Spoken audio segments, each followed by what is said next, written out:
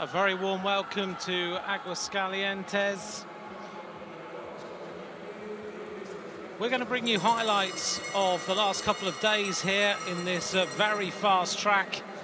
And we're also going to bring you the live coverage of what's happening out here in this magnificent arena over the next few hours. As you can see, the centre of the track is very, very busy.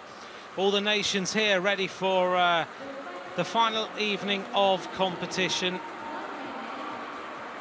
Aguascalientes, for those of you who don't know, is right up at altitude 1,888 meters above sea level, is the track, which translates to 6,194 feet above sea level. So it is absolutely ripe for setting world records. And during the highlights, we'll show you which world records have been broken, and we may well see some other world records beaten during this evening's competition. Well, it's an interesting track, 250 meters.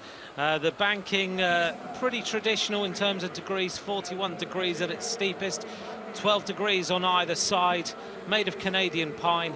And actually, in this track centre, it is relatively cool compared to when we see some of the tracks like Manchester, where we had the last World Cup, where it can be 28 degrees in the centre. In the mornings in qualification, we've seen the temperature pretty cold, around about 18 to 20 degrees. Here in the evenings, it is a little bit warmer. But basically this track has no heating, and it is warmed up by the strength of the sun outside on this dome that we have across the top of this arena.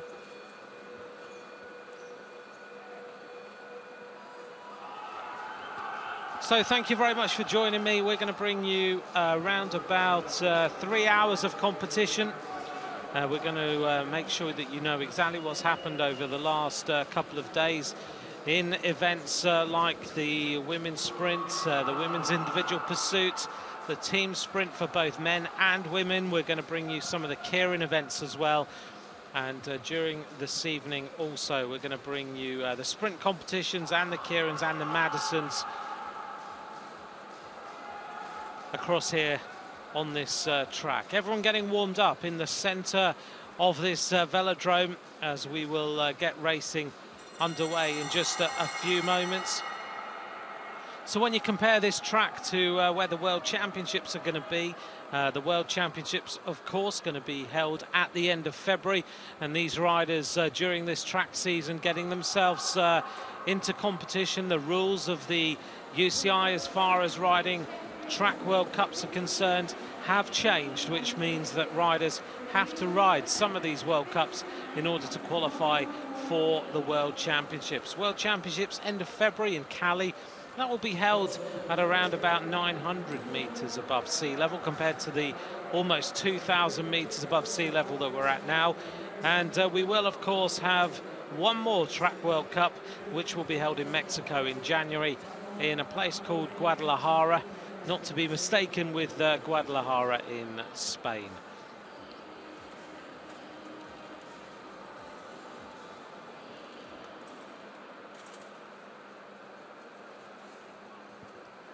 So, of course, these riders took part in the last Track World Cup, which was held in Manchester just a few weeks ago. There was a magnificent crowd there to greet the riders to Manchester. Everyone always loves racing there. But since then, some of these riders have ridden some other track events, some 6 days, and, of course, some of the Revolution events in Great Britain. I know some of the Dutch riders who are here in Aguascalientes were in Manchester just a week or so ago. As we turn our attention now to the women's sprint semi-finals, and we're going to bring you right up to date with what has been going on in these sprint semi-finals. This is ride number 1 between Christina Vogel in the white, racing here against the British youngster Jess Varnish.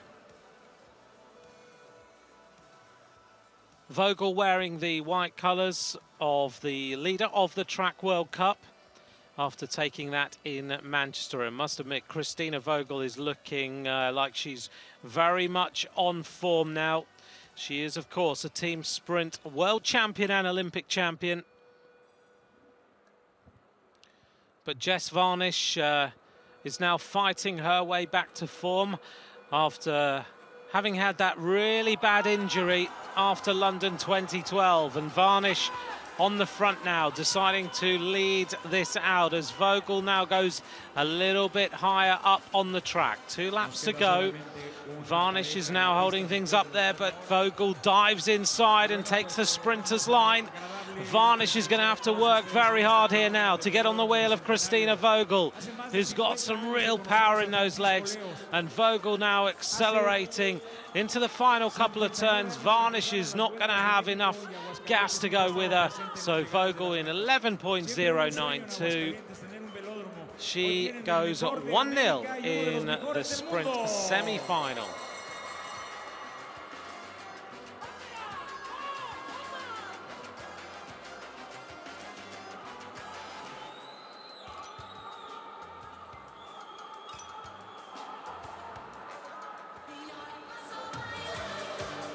So Vogel just warming down there. Here is a little bit of a recap of this race between those 2 riders. Varnish watching Vogel closely, but then the dive inside by the German, and then that left Varnish with an awful lot left to do. Vogel turned on the afterburners and Varnish had absolutely no response at all. She's going to have to go back into the track centre and start to think through the tactics on how to beat this German rider.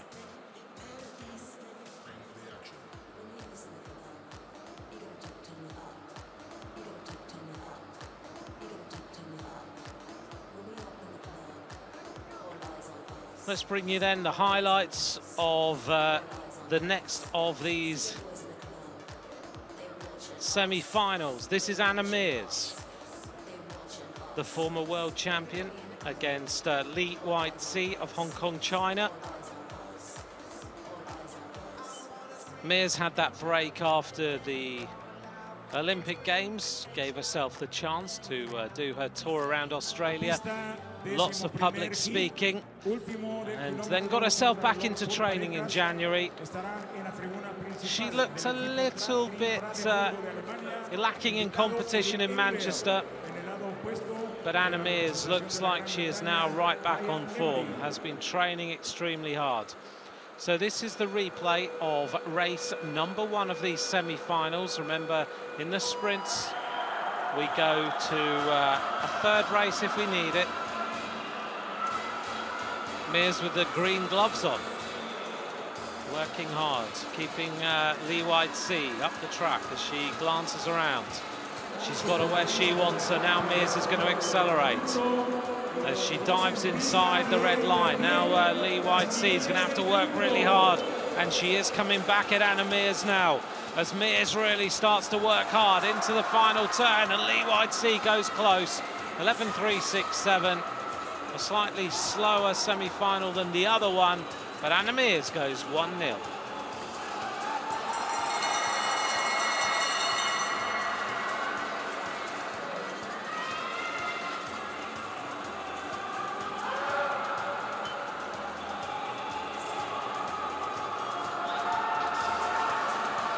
So here's the recap then. Mears led from the front the entire time, not giving Li Weizhi any opportunity to come back at her. And Mears working well into that final turn. Li Weizhi tries to come back, but just couldn't shut the gap quick enough.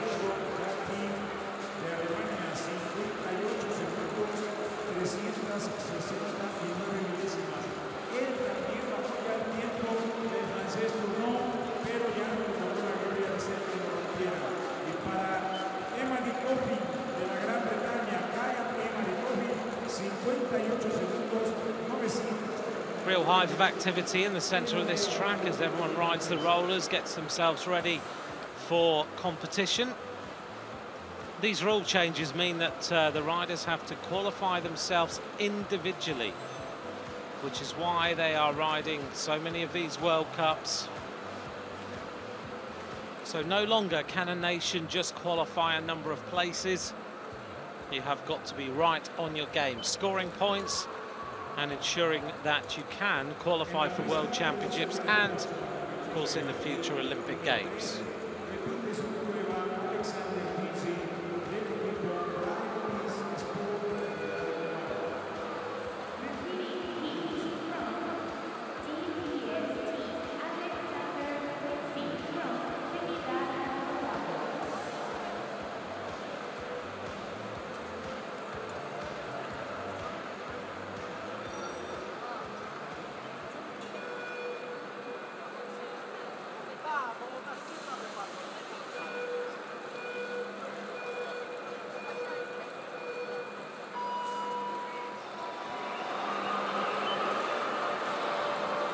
So we are going to bring you the live coverage of the women's sprint, the second race between Vogel and Varnish, and Mears and Lee Whitesea.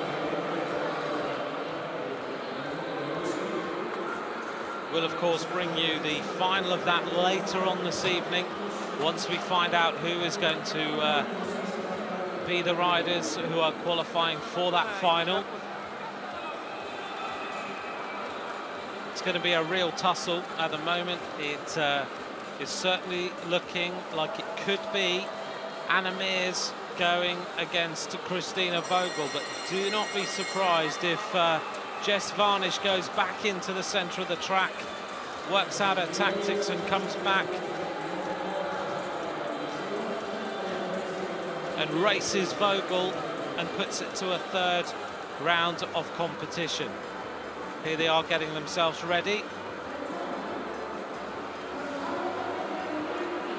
Well, Jess Varnish here, the British youngster who, of course, had the disappointment in the Olympic Games, did what she knows best, went into the gym, worked really, really hard to try and put herself back in competition stronger than before, created a terrible injury with the amount of power work that she was doing, and has had about 6 months of rehabilitation to now come back and be here in competition. So it is great to see her back here in racing at this level.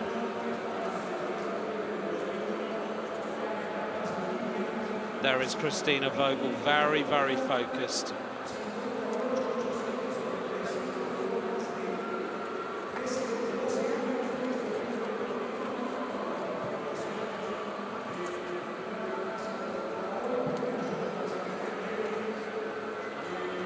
Anna Mears in a total world of her own there.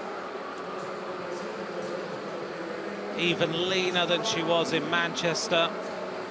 Clearly has been working very hard.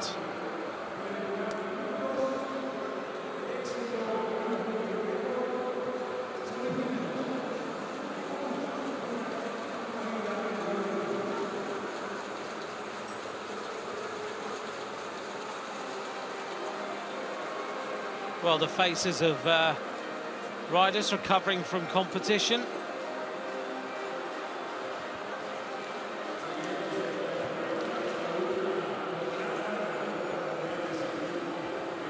Jess Varnish just doing up the straps on those shoes.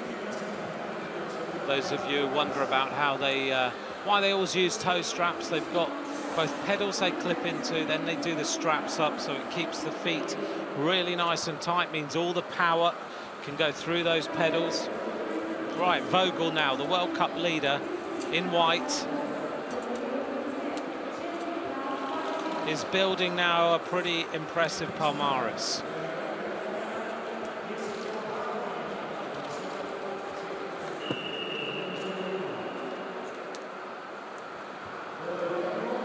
So Varnish now leading off. 3 laps of the track. Christina Vogel 1-0 up against the young British rider. Vogel now has a problem.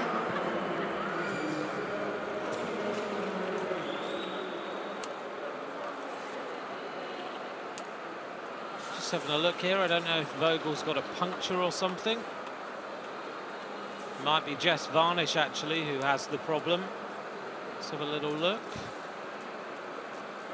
Vogel asked for the gun to be fired. Well, I can hear here a bit of one of those mechanical sounds, as though someone stripped a sprocket or something. And it was Varnish who had the problem initially.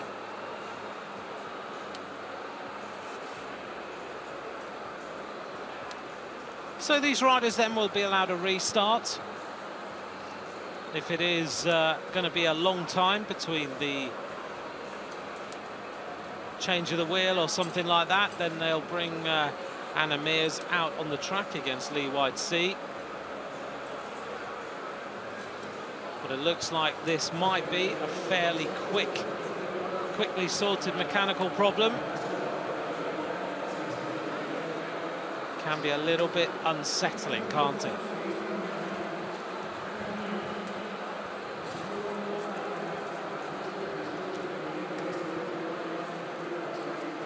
Looks like Jess Varnish might just have pulled her wheel over. Certainly there was a little bit of rubbing or something going on that she wasn't very happy about. So she's going to make her way back up onto the track. The carbon fibre disc wheel in the back of that bike, the aerodynamic bladed spoke wheel in the front. And here comes the German, Christina Vogel, alongside.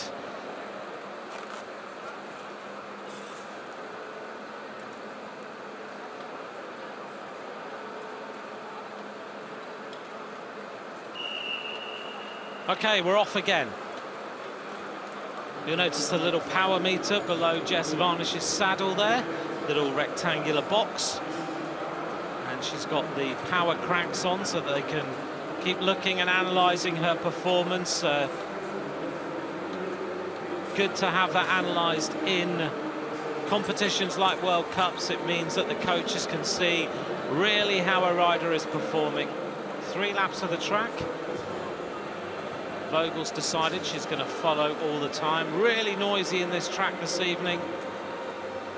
An awful lot going on. We've had a good crowd here outside this velodrome. There's all sorts of Mexican food stalls and bike stalls and everything else. It's got a great atmosphere, lots of music going on. Okay, here we go. Vogel's decided she's going to use the banking, going up the top a little bit, trying to accelerate, get a little bit more speed into that bike now. Varnish is going to have to really put out all the stops here to beat the German. Now the acceleration happens, they get the bell, and Varnish decides to try and use her speed. She accelerates hard, but Vogel looks tremendous right now. Goes round the top. Now she's going to try and beat Varnish, and she cruises to victory. 11.199, 64.291 kilometers an hour, and Vogel dismisses Jess Varnish in this semi-final. So Varnish will go through to ride for the bronze.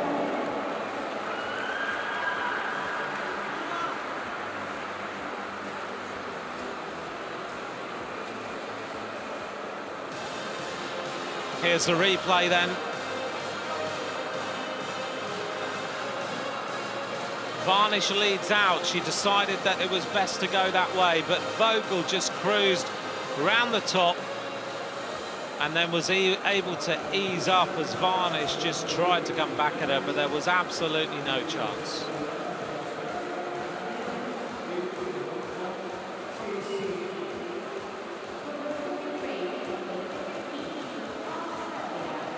So Vogel now safely through to the next round. And now we need to find out Mears and Lee White-Sea, who is going to go through. Remember, in the first ride, we saw this woman, Anna Mears, dismiss Lee White-Sea relatively simply. Absolutely thrives on racing, goes absolutely flying off the start here, decides to go to the front immediately, and Lee Whitesea was the rider who was supposed to lead off there, so Mears has decided immediately that she's going to unsettle the rider from Hong Kong, China. Such a master tactician is Anna Mears. We saw so many tussles between her and Vicky Pendleton in the past. It was thrilling to see, but now Anna Mears wants to dominate women's sprinting. She doesn't want anybody now to take away world and Olympic titles from her, as she now goes to the front immediately and is going to try and go for a very, very fast ride for all of the 3 laps. Lee Whitesea is trying to get back in contact here, but Anna Mears, the Australian, goes round towards the final couple of turns now, and so far has not even been closely challenged as they accelerate towards the line. Well, 11.677. It's a photograph between Mears and Lee Whitesea, but I think it's pretty easy to pick that one, and that is that Anna Mears has dismissed Lee Whitesea, and that means that we're going to see a ride between Christina Vogel and Anna Mears for the gold medal this time.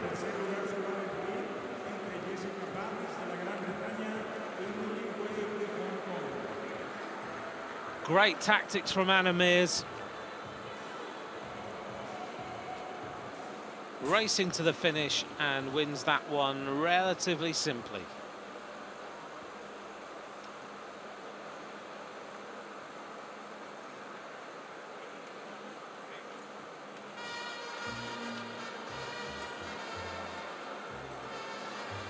Well, there's the photograph. It was just over half a wheel between the 2 riders in that semi-final.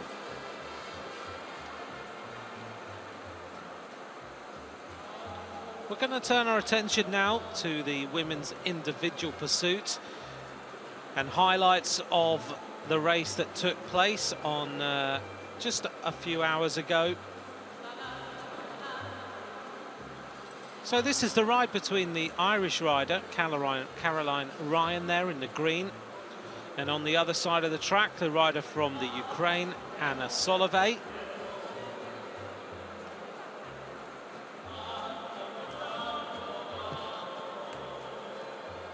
.3,000 meters on the track. And Anna Solovey from the Ukraine in the turquoise and yellow colours now against Caroline Ryan. So these 2 riders are going to settle in to this performance now.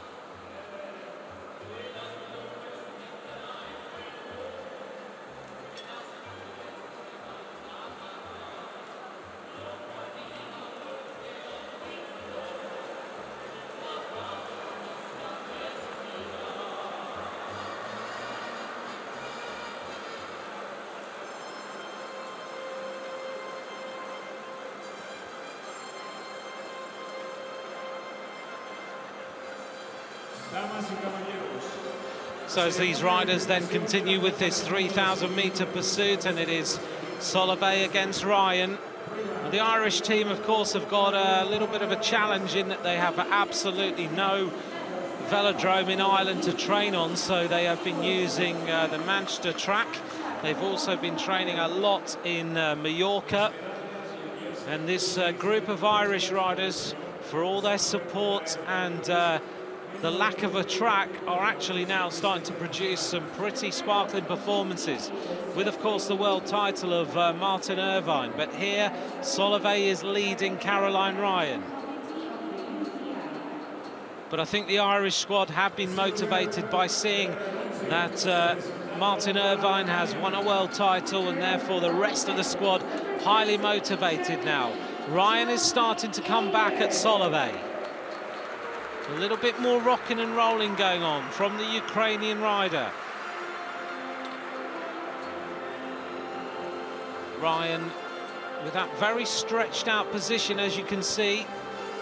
0.121 down now is Solovey, as Ryan for the first time in this 3,000 metres goes ahead.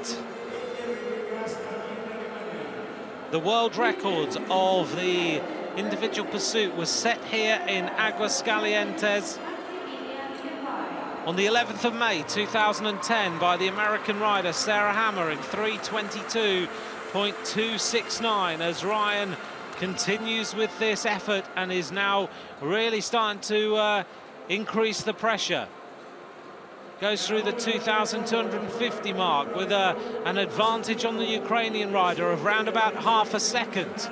You can see there Ryan choosing to have the skis, the aero skis, a lot wider apart than many riders we see. Heading up now to the 2,500 meter point, and she's 0.589 ahead of Solovey. Solovey really working hard now, but Ryan still, to me, looks much faster. There's a lot less of that body moving with 250 meters to go. She's now 0.646 ahead, and this will put Caroline Ryan in very good stead for World Championships, as she now really picks those pedals up as she heads towards the finish now. Looks like a close one, but she wins in 3:34.257. And she's 0.2 of a second ahead there of Solovey. She takes the bronze medal for Ireland.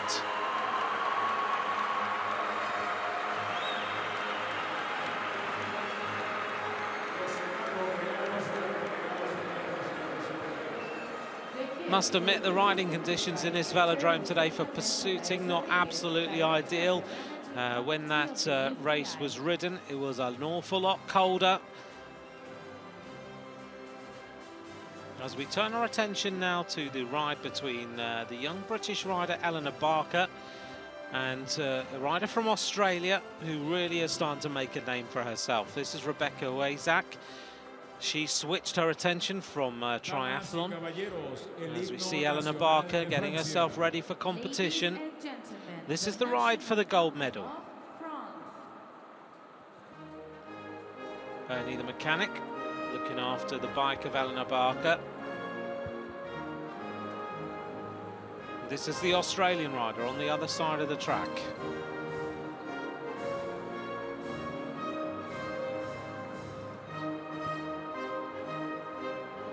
So I think I'm right in saying in about 2011, Rebecca Wayzak turned her attention from triathlon and decided that she wanted to just focus on cycling.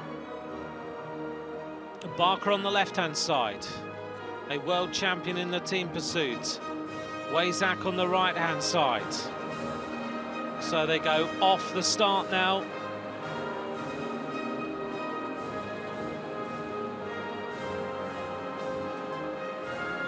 Wayzak now working hard to get on top of that gear.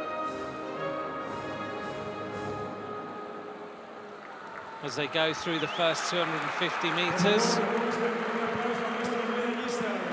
Eleanor Barker looking very fluid indeed. Talented pursuiter is Eleanor Barker. She is, of course, former world champion of the time trial at a junior level. She also took a silver medal as a junior in the World Time Trial Championships, and then immediately switched, you may remember, in Minsk to be a member of the Team Pursuit squad that won the World Championships.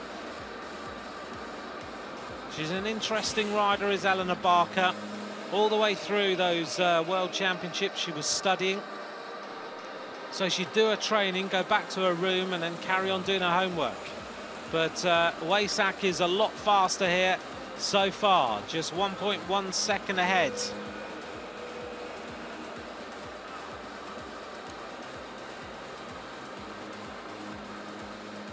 So we see them now approaching 1:2:50, and Wayzak is ahead by 1.5 seconds. The rider from Geelong now lives in Canberra. Rebecca Wayzak is a trained journalist, but as she says on her own website, she'd rather be making the headlines than writing them, and right now that's what she's doing. 1.667 ahead of Eleanor Barker. A lot of these riders are finding this atmosphere in this velodrome very dry indeed, as we see them now approach the 1:7:50 mark, and Wayzak is going even faster. She is 1.7 seconds ahead now of Eleanor Barker, whose shoulders are rocking just a little bit. Wayzak competed in the World Triathlon Championships in 2009. Now she's going almost 2 seconds ahead of Eleanor Barker. Is this going to be her first World Cup gold medal? Australia will be pretty happy with this as Eleanor Barker now tries to come back at her. Her coach Chris Newton walking the line to demonstrate that she is now holding Wayzak at 1.9 seconds as a deficit, but Wayzak looks very, very strong. Barker having to now really fight to keep on top of that gear. She's had some real tough competition over the last few days. 2.03 seconds down now, and Barker is fading a little bit. Just looking down, that head is dropping. You don't want to let the tail of that helmet you're wearing go any lower. Otherwise, it starts to slow you down. It becomes a little bit like a sail. 3 minutes 11 for Wayzak. This looks like the Australian rider is possibly going to be on the top step of the podium with her first ever World Cup win. Barker now trying really hard, but I think it's going to be too much. She's going to get the silver. Wayzak wins in 3:28.884. So the rider from Geelong, now living in Canberra, smiles all over her face. She has finally made it onto the top step of a World Cup podium. A magnificent win for Wayzak of Australia.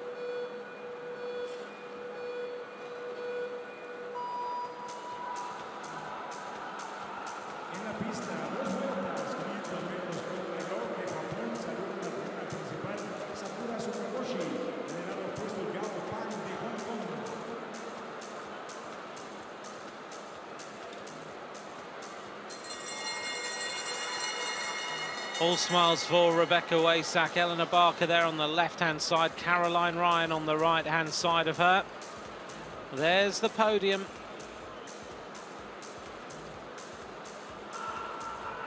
Must just apologise that you may not be getting some of the effects of some of the races when we're seeing the highlights. We're working on just trying to fix that for you. But as long as you're seeing the racing, I'll just try and keep you updated on everything that's been going on. Right, we're going to turn our attention here to highlights of the women's team sprint now.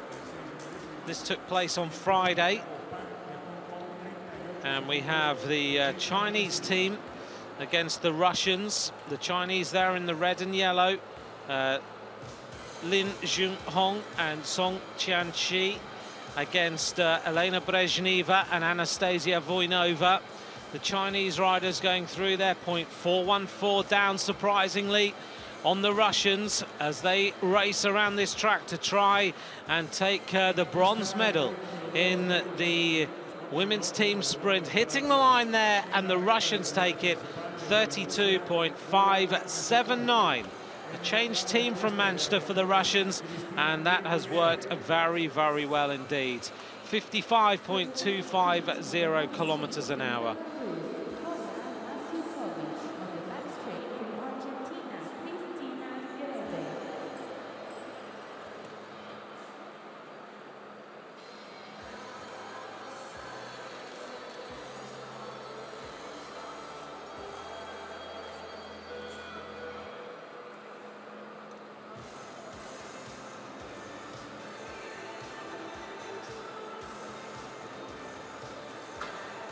We turn our attention then to the gold medal ride-off between Germany and Great Britain. Germany, the team sprint, Olympic and world champions Miriam Velter and Christina Vogel against Jess Varnish and Rebecca James. Great Britain .135 down, and the Germans looking a little bit more tidy than the British team. The world champion of the Keirin, Rebecca James, now trying to win this one for Great Britain, but Germany take it in 32.212. And yet again, it is another gold medal for Miriam Welter and Christina Vogel. And of course here, look at the time, 32.212. A very, very fast time. In qualification, though, they beat the world record, which had previously been set of 32.422 by China at London 2012. But the Germans in qualification lowered that to 32.153.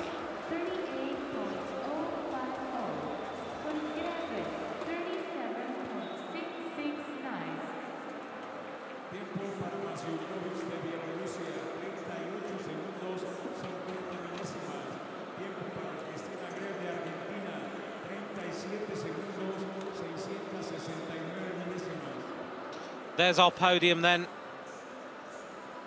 The German squad take the gold medals. It's a silver to Great Britain, and Russia take the bronze.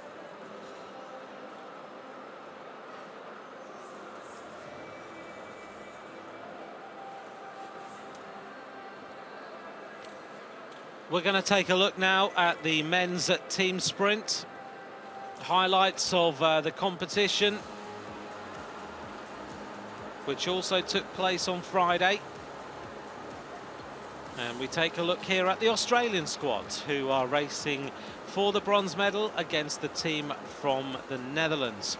The Netherlands squad were 8th in the World Cup in Manchester.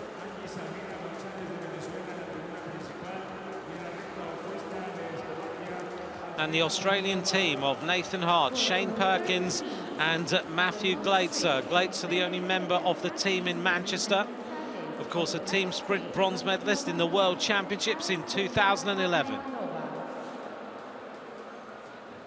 The Dutch go through there, 0.130 ahead of Australia. This is a real turn up for the books now, as we see Hugo Hack leading his teammate around. Can the Australians come back?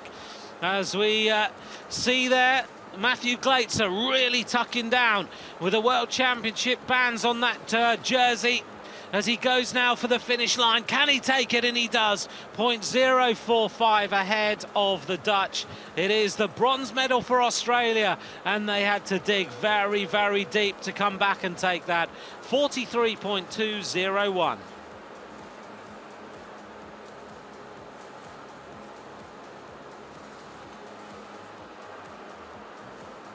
We're going to turn our attention now to the ride between Great Britain and Germany.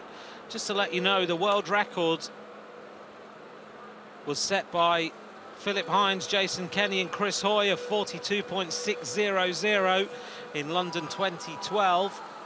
And already this German team have beaten the world record in qualification, 41.871, a blistering pace. And Great Britain also beat the world record in 42.339, but now the Germans hold it. So here we go. It is Rennie Enders, Robert Forstermann and Joachim Eilers of Germany against Philip Hines, Jason Kenny and Matthew Crampton of Great Britain. The British team look a little bit more ragged there as they go off the start. The Germans are right together, 0.308 ahead of the British squad, as these riders now go powering their way around the track, and still Great Britain are still looking ragged. The German squad right on the wheels as they go 0.423 ahead, and now it's all about the time, and it is Joachim Eilers of Germany who's going for this one. Can they take it as they head towards the finish? 42.117 for the Germans. It's not as fast as qualification, but it's still faster than the previous world record before these championships.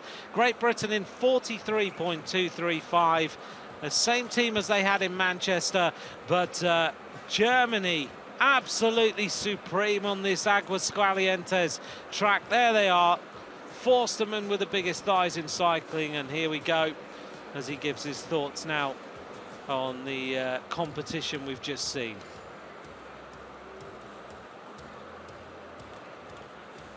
Another gold medal then for Germany. They brought in Wacky Milers. He replaced Max Niederlag from the Manchester team, and that put them in very, very good stead to take the gold medal here in this Aguascalientes World Cup. Australia, a great bronze medal there as they dismissed the Netherlands to win that one.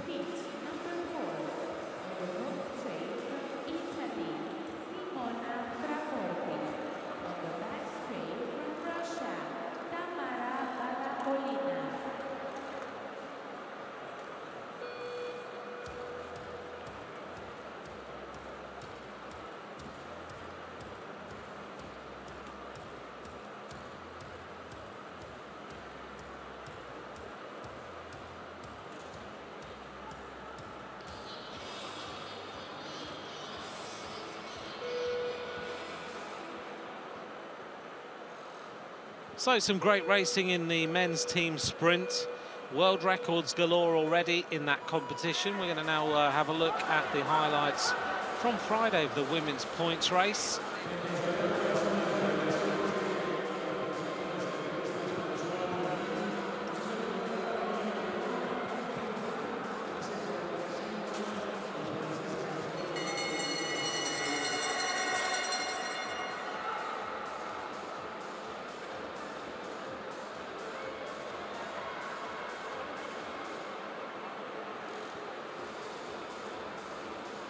The women's points to race then, 80 laps of the track.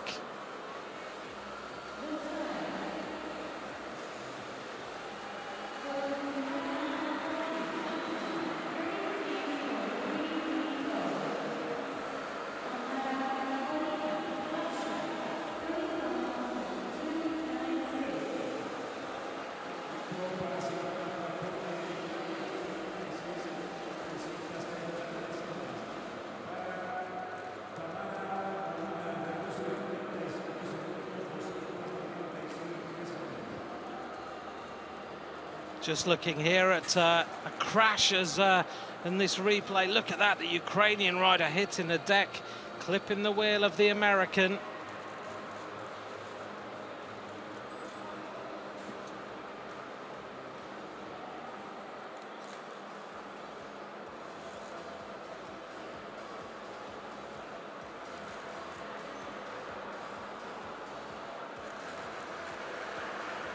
A big attack here. This is the German rider wearing number 51. This is Stephanie Pohl, who's decided to try and go out and take a lap nice and early in this women's points race. And look at this, going flying around the track here. No one has gone with her, so Stephanie Pohl of Germany is going to take the 20 points.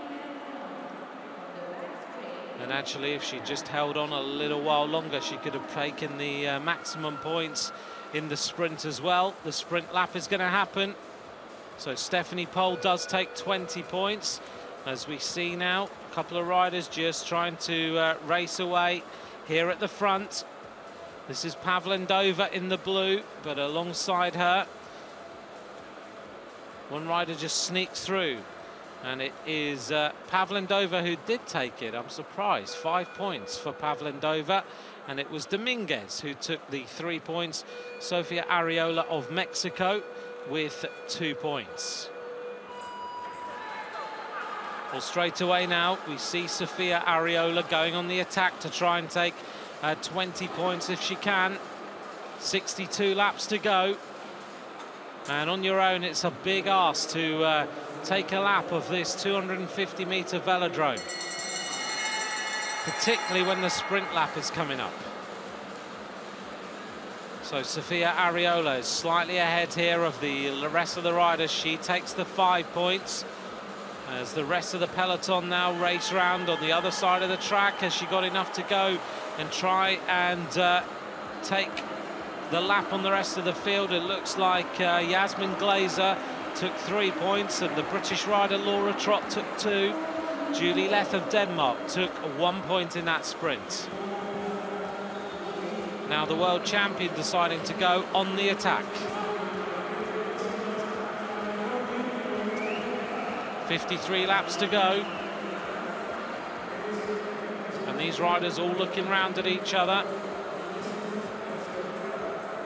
8 minutes of racing already gone. So only one rider has taken a lap so far, Stephanie Pohl of Germany. 52 laps of racing to go. And this is the world champion. This is Mashakova, desperately trying now to take a lap if she possibly can. Sprint number 3 coming up now. On the wheel of Mashakova is number 41 there. That's Erika Peralta, but I think Peralta has been lapped. Mashakova hits the line there, takes the maximum points in the 3rd sprint. The crowd going pretty wild there. So one rider now trying to break away. This is Chilkova. So Machakova took 5 points, Chilkova took 3, Caroline Ryan of Ireland took 2, and Laura Trott of Great Britain, a double Olympic champion, took 1 point.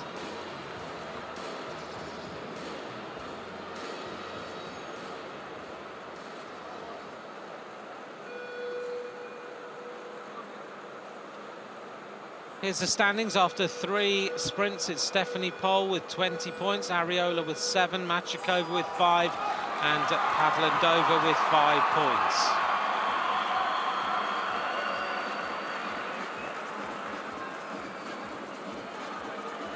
Three riders then on the attack. Sofia Ariola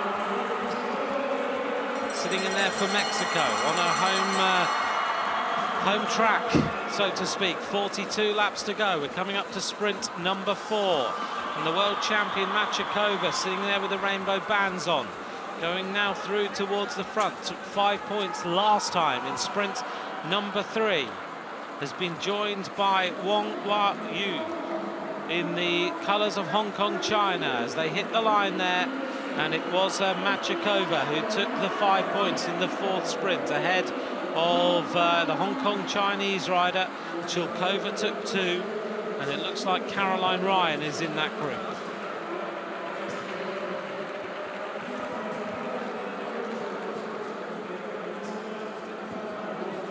There's our standings after 4 sprints. Pohl leads with 20, Machakova now on 10, Sofia Ariola with 7, and Chilkova with 5 points.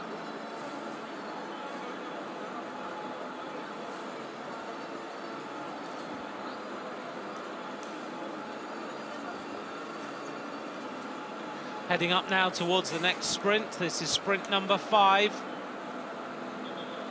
And a couple of riders slightly off the front here. One of them is Wong of Hong Kong, China, with the Russian rider Chilkova on the wheel. So more points on the board. 5 points across the line that time. And it looks like it was Chilkova up there again. And I think Laura Trott may well have taken another point. Yes, she did. So Laura Trott scoring another few points there. 23 laps to go in the points race.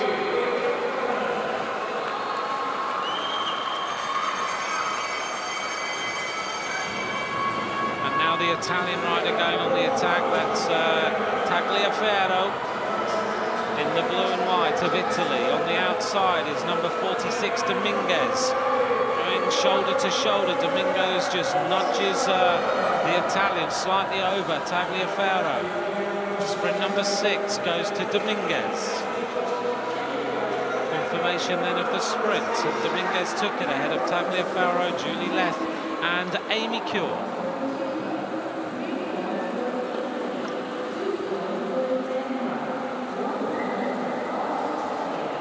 Still, though, it is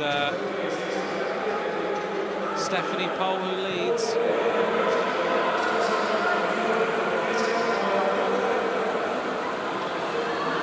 Laps of racing to go.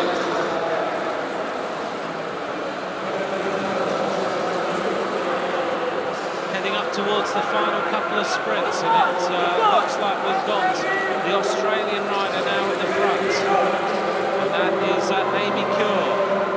But now we see the counter-attack from Yasmin Glazer of Canada. Glazer slightly ahead now. looking to try and take 5 points in the penultimate sprint. This Canadian rider, who is getting very strong now on this track. Yasmin Glazer heading up towards the line, takes the 5 points, and only 1 sprint left. Still, Stephanie Pohl leads. So confirmation, it was Glazer ahead of Druk, Sahel and Julie Leth, and Wong of Hong Kong, China took 1 point.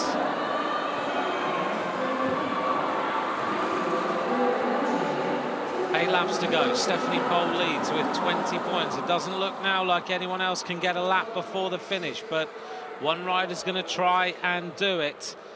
Going away now on the attack is the Spanish rider, Oliveira. 2 laps to go now, 24 minutes of racing, as the rider from the United States of America, Elizabeth Newell, tries to go for the final points here.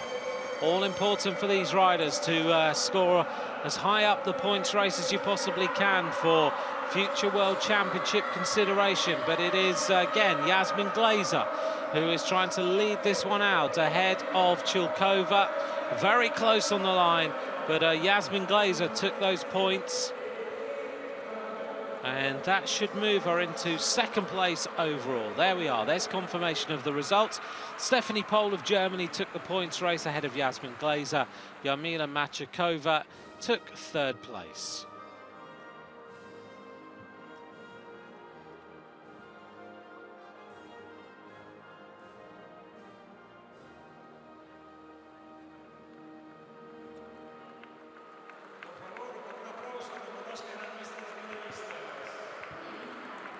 There's our podium then. Stephanie Pohl, the gold medalist, ahead of Yasmin Glazer, and Jarmila Machakova with the bronze.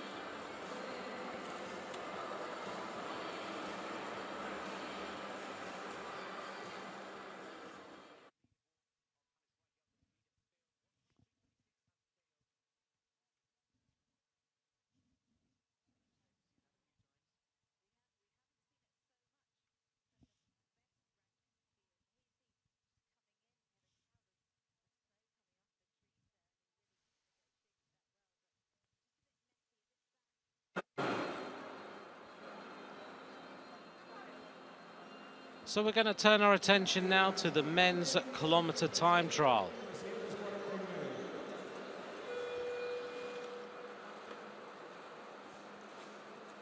This is Francois Purvis against Kubiev. The world record has been broken in this already by Maximilian Levy of Germany. We're seeing here Francois Purvis, the world champion in the kilo, going now head-to-head, but he's already quicker, 17.671. This world record has been held since 2001 by the Frenchman Arnaud Tournon, and Levy beat it in just a few moments ago.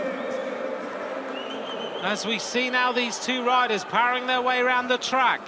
Can Francois Purvis hold on to the pace that he's putting in?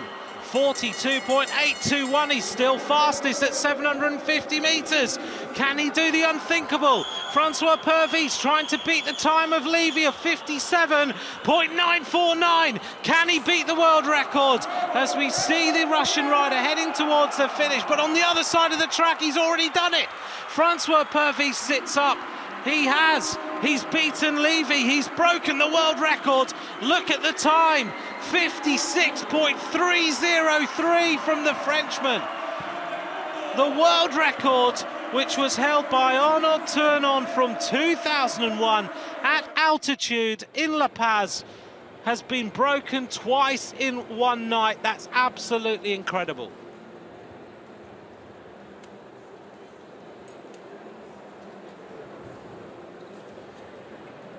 Well, we need to get our breath back from that. That's absolutely incredible.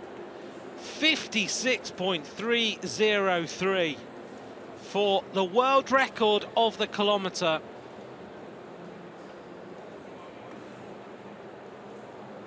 Arnaud Tournon's time was 58.9 0.875 in La Paz, in Bolivia, on the 10th of October 2001. Now remember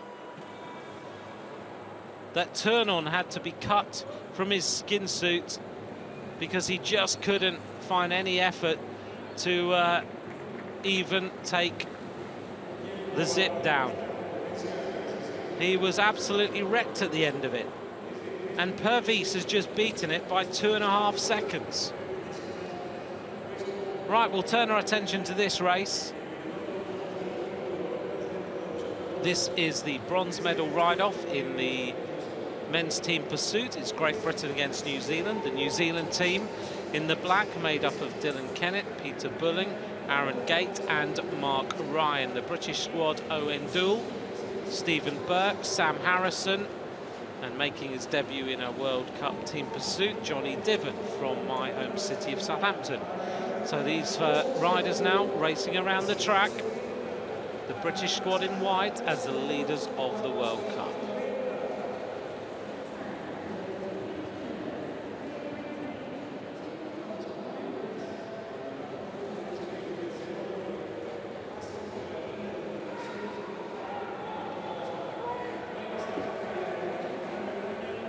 So New Zealand slightly ahead here, going for this bronze medal in this World Cup. Both teams have lost a rider.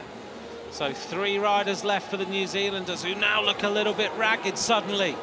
They had looked very, very good, and Great Britain looking a lot more drilled as they race around the track in these World Cup. Oh, New Zealand have a major problem here. They've lost a rider totally, which means Great Britain can capitalise on this now. 3:29 as they go through that marker point. Looking very, very well drilled indeed. The New Zealanders now having to wait for their rider. Great Britain catching one rider there on the track, which means they are now going to take the bronze medal. They can take it relatively steady, heading around towards the finish. New Zealand completely lost it, and Great Britain take the bronze in 3:59.009. So the bronze medal goes to Owen Doull, Stephen Burke, Johnny Diven and Sam Harrison.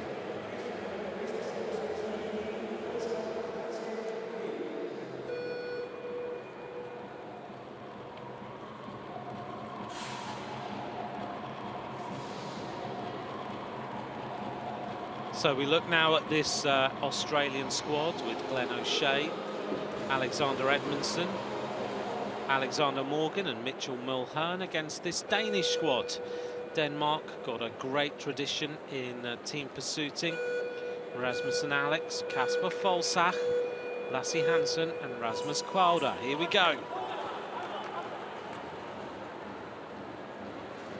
So this ride underway. As you can see, 3 members of this Australian team are the world champions. That is Glenn O'Shea, Alex Edmondson and Alex Morgan. Mitchell Mulhern is the rider in there, just in the Australian colours. Been brought in wearing number 104.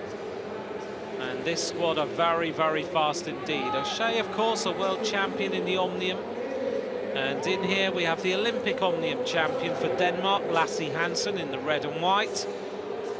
So who's going to take the gold medal this time? A little bit ragged by New Zealand in the ride-off for the bronze. See the first marker. They go through 1,000 metres in 1:2.470. Australia slightly ahead. Both these nations, a fantastic tradition in team pursuiting. Now Australia going even more ahead by 0.8 of a second. But this Danish squad have got some great riders in them. Rasmus Kwalder, very, very good time trialist on the road. Lasse Hansen, the Olympic Omnium champion. Australia dropped down to 3 riders now. And the Danes have the advantage in numbers. 4 riders still intact in that squad. And it is one of the world champions who's dropped out. Mitchell Mulhern still in the trio. Denmark kicking on a little bit. The rider on the back starting to suffer just a little bit now. As they head now to try and take this win. It's still Australia who are slightly ahead. They are 0.753 ahead of the Danish riders. Denmark still looking very well drilled indeed. And the Australians kicking on, and it's now 1.043 between these riders. Who's going to take this victory? Denmark now down to 3 as well. Oh, they almost tumbled then. So Denmark looking all over the place. It just shows you that if you get it wrong and you get tired, then you can have a major problem. They almost all came down. Almost a touch of wheels. 1 lap to go, and Australia looking strong. Denmark were looking good until all that started to happen. And now Australia really upping the ante against these riders. Denmark also looking ragged, and they're going to lose a rider before the finish who's way down, and Australia win it. And in fact, they win it very, very easily indeed. 3:55.841 to 3:58.275, and the gold medal is going to go to the Aussies.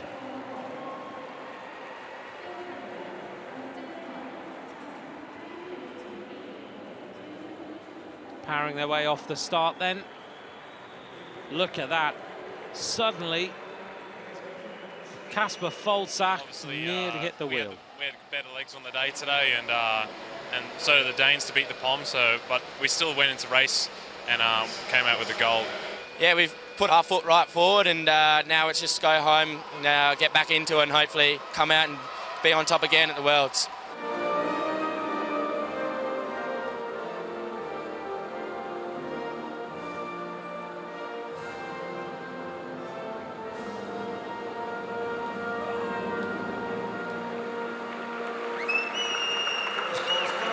Moment for the Australians as they take the gold medal ahead of Denmark and Great Britain.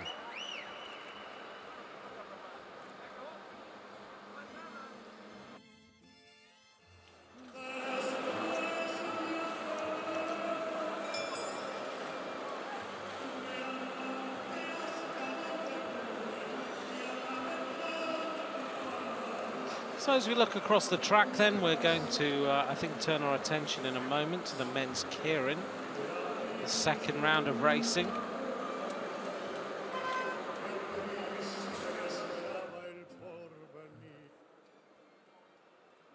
Bit of opera going on in the track. Well, this is earlier on today in the keirin.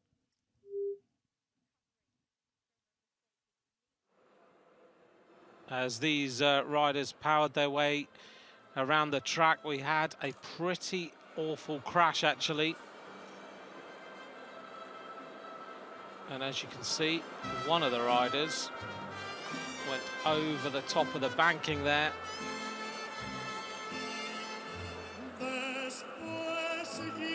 Which does not happen very often, thankfully.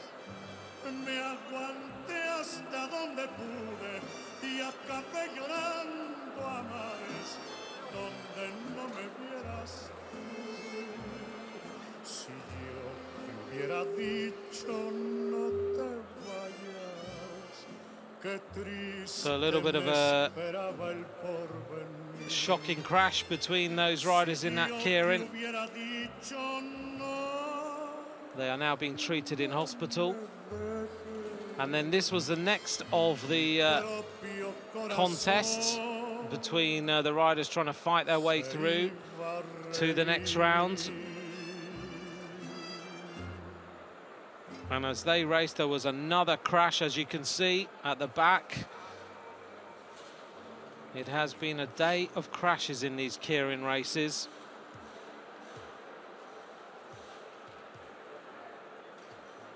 Just the pure speed that these riders are racing around this track at altitude. And then as they raced towards the finish, there was another crash, as you can see. and everyone came tumbling down.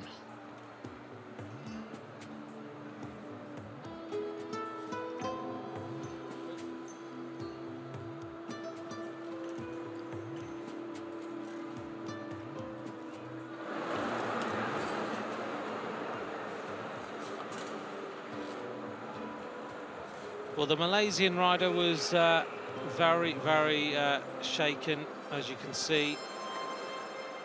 And the ambulance staff were on hand very, very quickly. Damas y caballeros, la ceremonia de premiación de la Copa del Mundo de Ciclismo de Pista UCI Aguascalientes 2013 en el podio femenil. Ladies and gentlemen, the medal ceremony for the UCI Track World Cup Women's Afternoon. Las medallas y el jersey UCI serán impuestas por el señor José Manuel Peláez Rodríguez, miembro del comité director de la Unión Ciclista Internacional. Now, as we look at these pictures, the Malaysian rider now has been taken by ambulance to hospital. La ganadora de la medalla de bronce representando a Bélgica. Winner of the bronze medal representing Belgium, Julianne Dufour.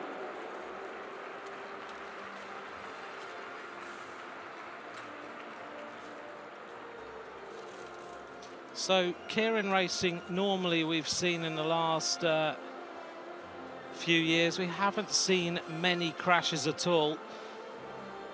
But these three riders just really went head to head, and a hard crash.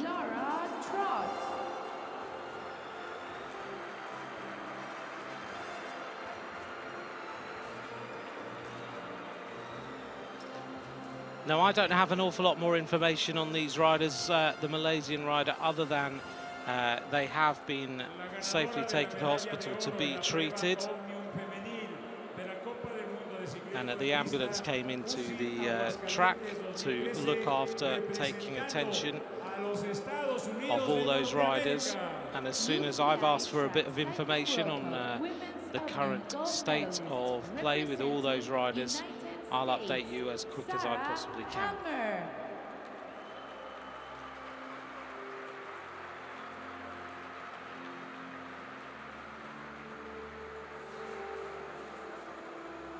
So I've asked for a more of an update on the Malaysian rider who is in hospital being treated. And as soon as I have that, I will bring it to you.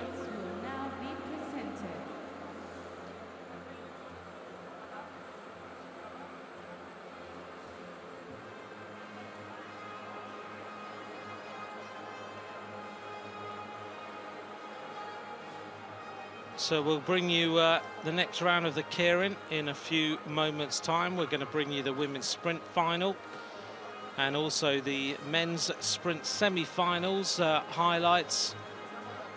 We'll also bring you the women's Keirin, and before the end of our transmission, we'll also have brought you the men's Madison and the women's team pursuit, as well as the women's 500 meters.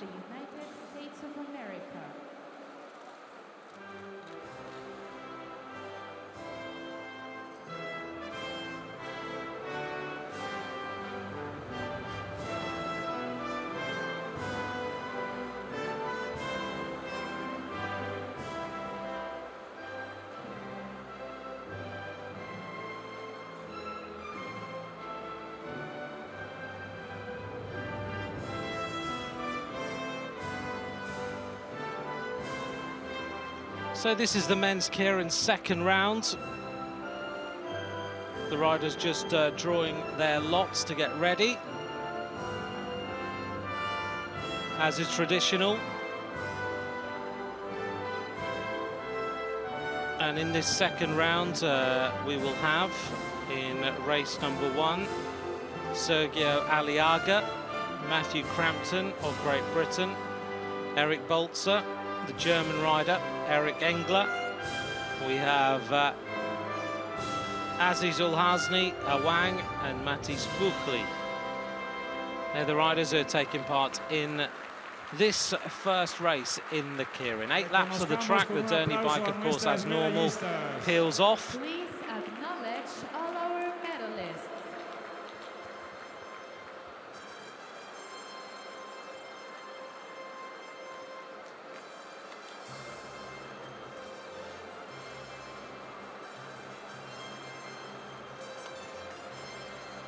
So Matthias Buchli is going to be lot number 1 by the looks of things there. And let's hope for no more crashes in these Keirin races. We wish those riders who crashed earlier today all the very best as they get treated in hospital.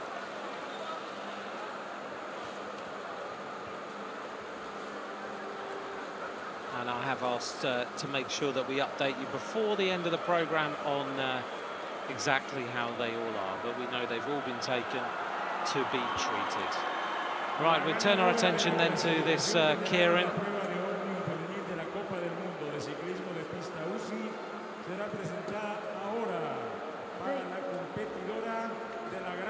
As you can see, our Derny bike is a little bit different to the Dernies that we see across the world.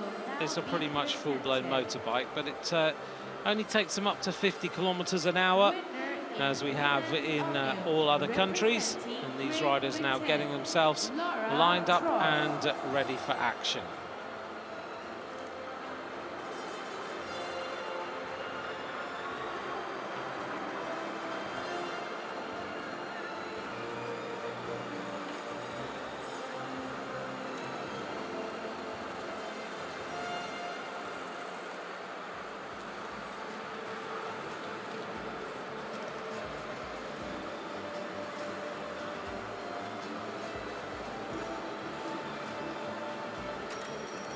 There is Matt Crampton of Great Britain.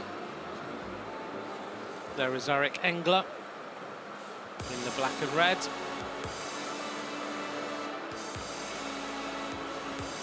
This is Balzer.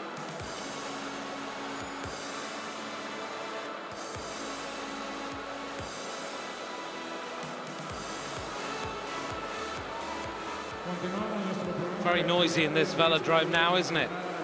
Right here, the 6 riders as they get themselves ready. Thinking back to terrible crashes, Wang is the rider who I always remember having that huge splinter in him after a crash on the Manchester track. These riders look like they are really fired up for this Keirin tonight. 8 laps of the track. The first 3 riders will qualify for the final. And the other 3 go to the minor ride-off for the 7th to 12th places.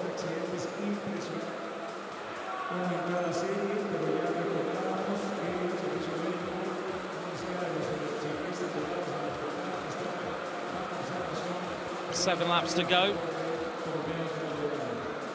So Wang is right on the wheel of the Derny bike in the lime green and black, riding for his trade team.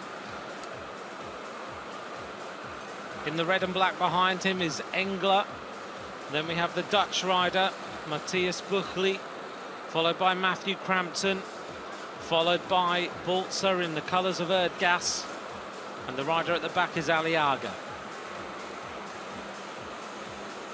So there is a Wang, followed there by 188, Eric Engler. Matthew Crampton in the colours of Great Britain. There is the rider from Erdgas, probably the most spectacular kit there is in the world circuit.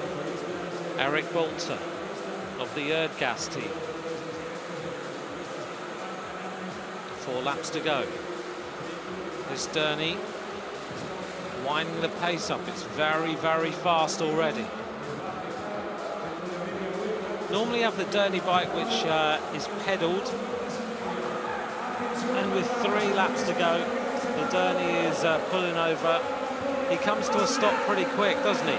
So Buchli now is going to accelerate on the front. Wang is in 2nd place. Matthew Crampton is in 3rd. The British rider's going to go around the outside. as Buckley now looks to accelerate. And it is Crampton who hits the front now. He's decided to keep himself out of any trouble. Buckley goes up the outside, so does the German rider. And Bolts are now desperately trying to get on terms with the fast-moving British rider. Buckley there. 3 riders will go through. Wang is tucked in the middle. It is Crampton who takes it. Crampton takes it ahead of the, I think, the Dutch rider, Matthias Buckley. Wang was also up there, but Crampton of Great Britain is safely through to the final of the Keirin. He's very, very happy with that. We'll see if we get a replay. Wang congratulates him. Here's the replay then.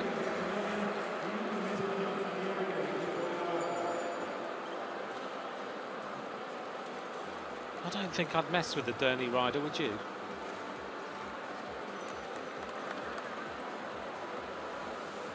So here's the acceleration, then Crampton goes round the top.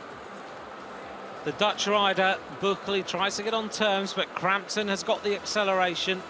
It's Bolter who's desperately trying to get back onto the wheel of Crampton, but on the line, Crampton races through. He takes the victory. Buckley was in second and Wang was in third, so those 3 riders will go through to the next round.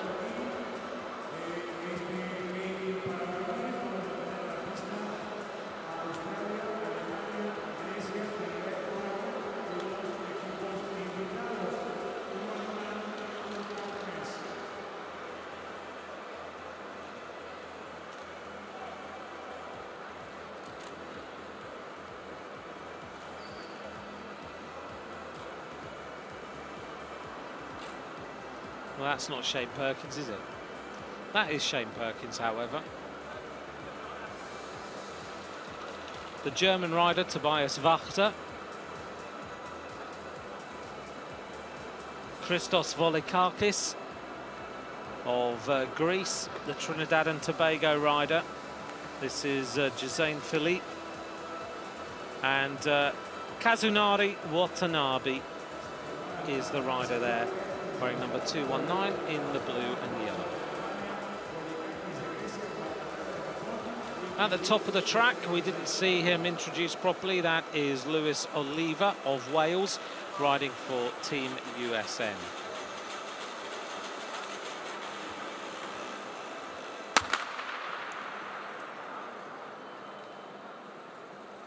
So the Derny leads off. 8 laps of the track. Shane Perkins immediately goes onto the wheel.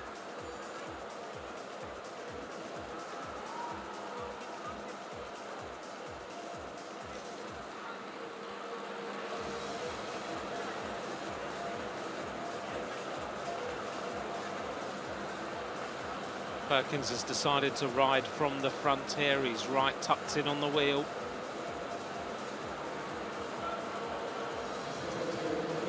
By the time the Derny peels off, I think he'll be seeing red lights. He's got his headlights and his brake lights on, this motorbike rider.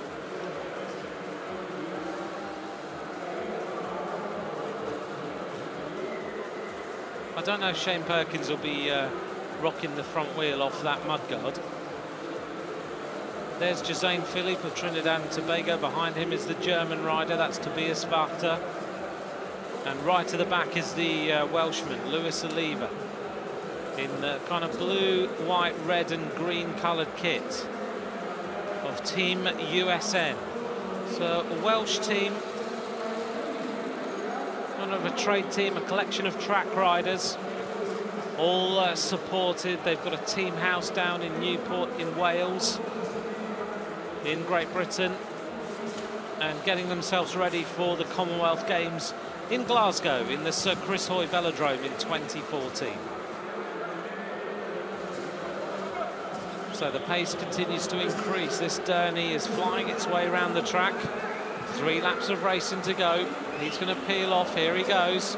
And now the German rider goes to the front, Tobias Wachter. He's decided to stay out of any trouble. Shane Perkins is there. 3 riders will go through to the final. Shane Perkins leaving a little gap, as they tend to do in Keirin racing, to let riders come around the outside. Now it's number 205, Volikakis in the blue. He accelerates really hard, and Josein Philippe is the rider who goes to the front. So Volikakis is absolutely killing it as he goes flying his way around this track. Josein Philippe looking to try and get on terms.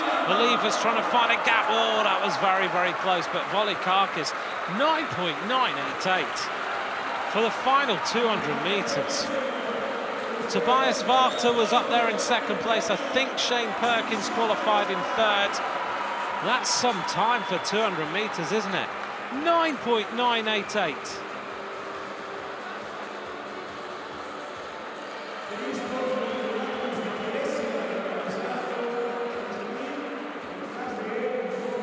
So 3 riders, of course, go through to the final. It's the German rider on the front, Tobias Varta, who led out. But then Volikakis decided to turn on the burners. He went to the front, really accelerated hard. Josein Philippe tried to go with him. You can always tell him he wears the longest socks on the track. And across the line, it was Varta in second place, and it was a photograph for third. But I think Shane Perkins qualifies. There he goes. And confirmation that the top 3 were Volikakis, Varta and Perkins.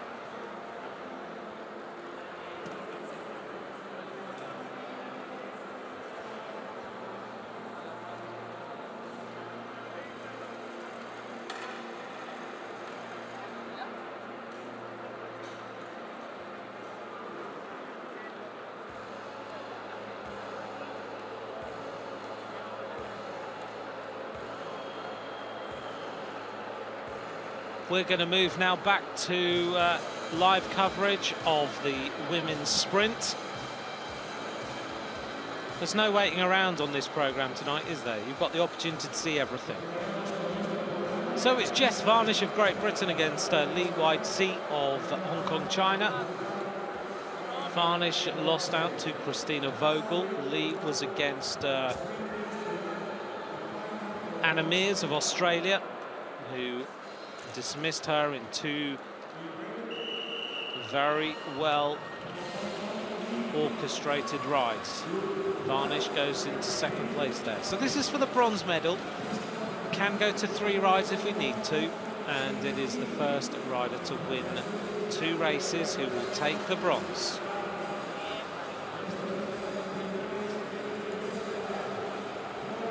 This rider from Hong Kong, China, becoming more of a danger to these sprinters all the time. She's the world champion in the 500-metre time trial in 2013, and we've seen her getting more and more confident in the sprints.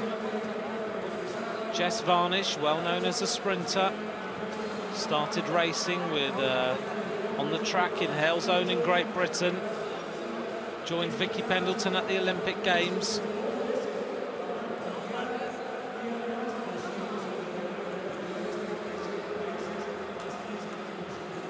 So who is going to take race number 1? After this, we're going to see the great Australian Anna Mears racing against the young pretender now, Christina Vogel, who's getting more and more confident all the time.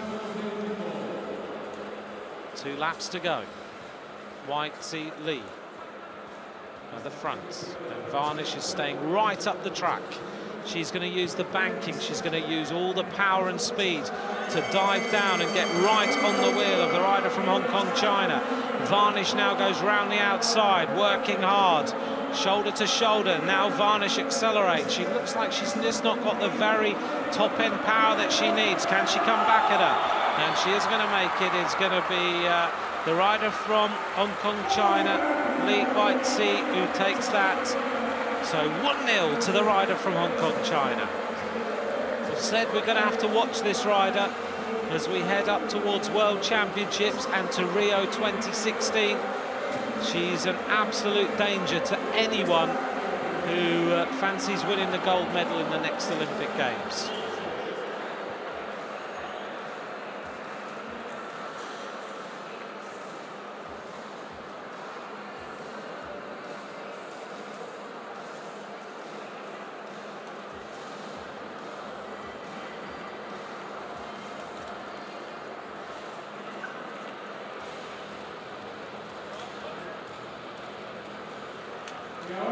As we look across the track then, we're getting set for a showdown between these two riders. It's going to be Anna Mears against Christina Vogel.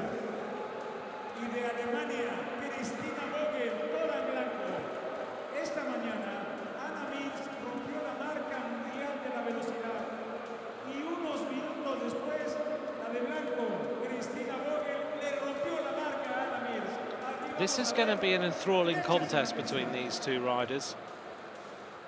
Vogel with the World Cup leaders' colours on. She's looked very good in the race against Jess Varnish. But has Mears just found a little edge? She's certainly been training hard. We've seen her on incredible form here in Aguascalientes. Vogel on the front.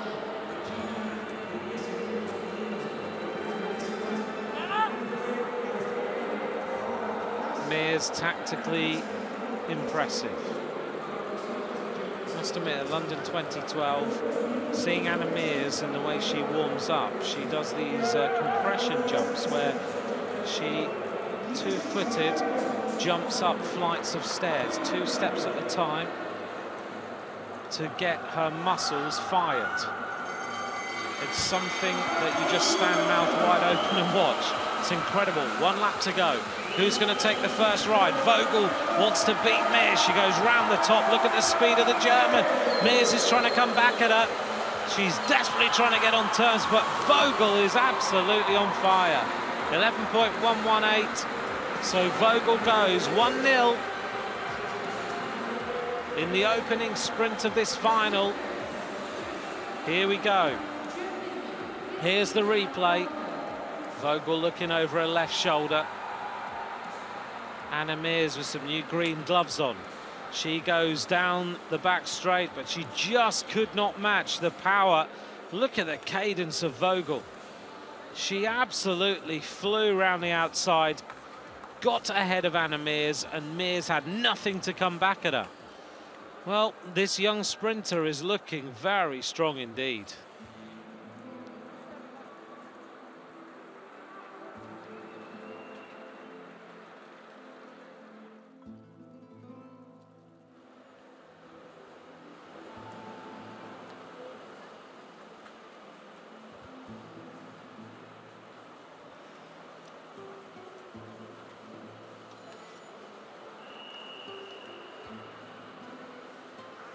We turn our attention then to highlights of the men's sprint.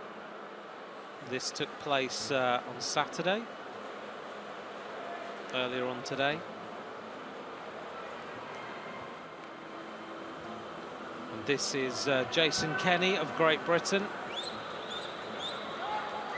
against Edward Dawkins of New Zealand, who's a little bit patched up, as you can see. Kenny having to work really hard.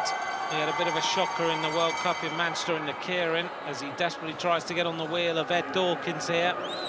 But look at the speed of Kenny as he does manage to fire there. Dawkins had the lead.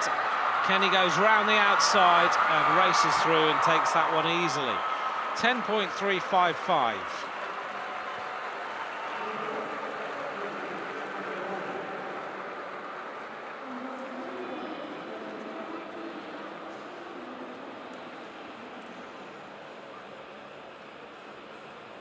This was the other semi-final then between Matthew Gleitzer, the Australian rider, and Pavel Kelemen of the Czech Republic.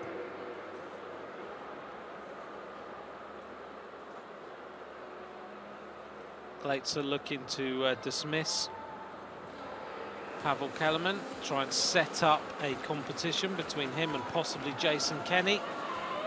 Matthew Gleitzer on the front, Kelemen in second place there. Gleitzer more agitated, looking around all the time, constantly looking back into the face of Kelemen.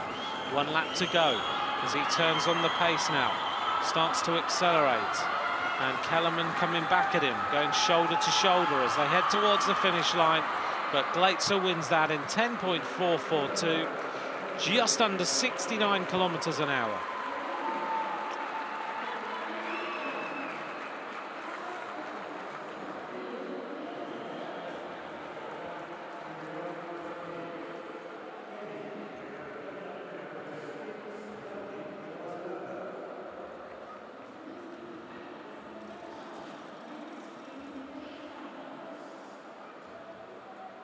With Kenny one race up against Ed Dawkins, we turn our attention back to the second ride between these two athletes. Ed Dawkins in the all-black strip of the New Zealand team. 3 laps to go. Jason Kenny 1-0 up. He rode very intelligently, got back onto the wheel of Ed Dawkins and managed to race through to take a relatively easy victory. Oh, Kenny dived down there and Dawkins shut the door. But as you know, if you're the first to go down to the bottom of the banking, the other rider can't do that to you. So Kenny now accelerates. Oh, Dawkins desperately trying to get on the wheel. Kenny all over the track there. Now he is starting to turn up the acceleration. Dawkins is coming back at him a little bit. But as they head towards the finish line, Kenny takes it, 10.272. So Kenny through to the final.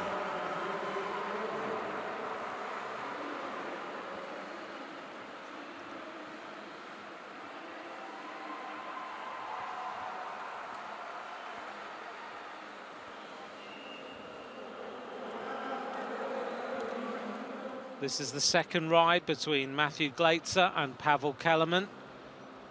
Kellerman lost in the first race to Glaetzer. 3 rides, remember, if you need them.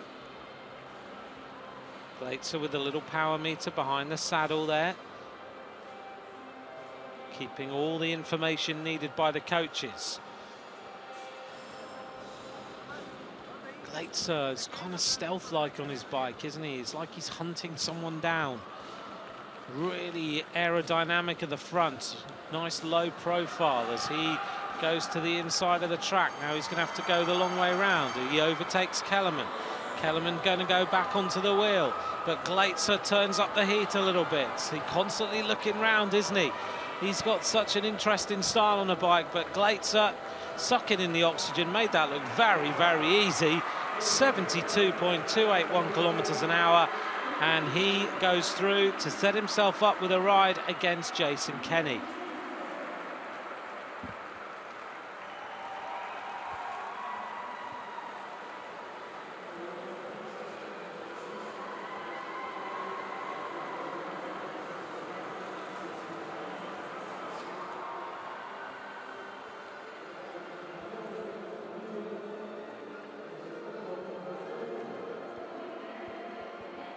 This is the bronze medal ride then between the New Zealander Edward Dawkins and the Czech Republic rider Pavel Kellerman.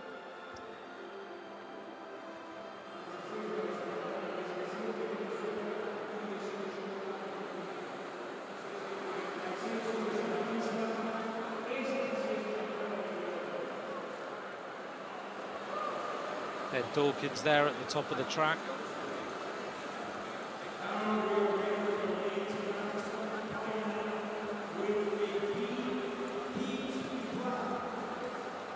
Ed Dawkins, a silver medalist in the team sprint in the World Championships of 2013. Dawkins leading off.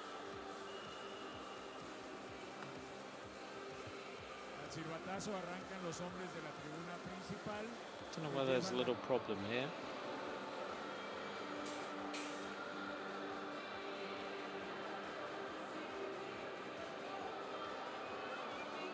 Well, no, Kellerman hanging right back.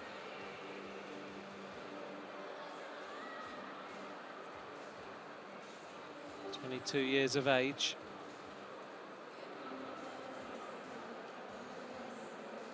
Yep, they're going to go now to the start.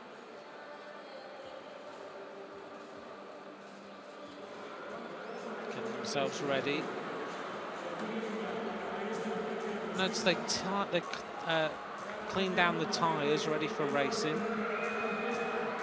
Takes off any residue, any dirt from this track, and it's very, very dry here in this track centre in Aguascalientes. It's an unusual roof, actually. It's kind of got a domed roof. I don't know if they, you know, those arenas that have those kind of inflated roofs. It's a little bit like that, and therefore the atmosphere is quite dusty and dry in here.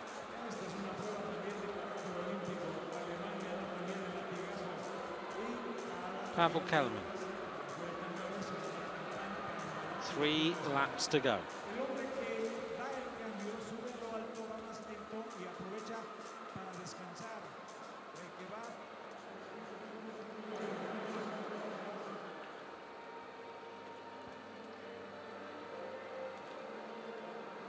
Kellerman rides with that kind of enhanced stem on the bike at the front, using the pivot, so he pivots it right up there. Dawkins has a very flat handlebar stem. These New Zealand bikes look very, very nice indeed. Kellerman going to the top of the track. Ed Dawkins just trying to track him all the way around, stay in the slipstream as much as he possibly can. Kellerman now starting to accelerate a little bit. And Kellerman now is going to accelerate. He's going to be the first rider to hit the line with 1 lap of racing to go. The bell goes. Kellerman is on the front. Dawkins is going to have to work really hard to get back onto the rider in front of him. And he's getting there now, but it's going to be a little bit too late as they head towards the finish. It looks like Kellerman took it. It's a photo finish between the two of them. But I would say Kellerman got that. A time of 10.348, just under 70 kilometers an hour.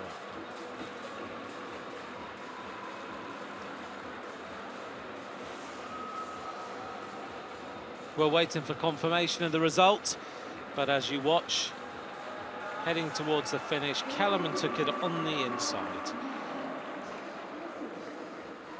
Dawkins 0.011 of a second down. So now the ride for the gold medal between the Australian Matthew Glaetzer and the British rider Jason Kenny.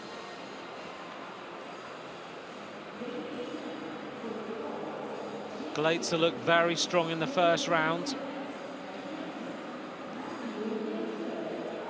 The world champion in World Championship bronze medalist in 2011 in the team sprint. He does have an unusual style on a bike. It's a style I really like, actually. Just looks so... I don't know what it is. He just looks like he's just going to hunt down the rider in front of him. It's very steady, very considered.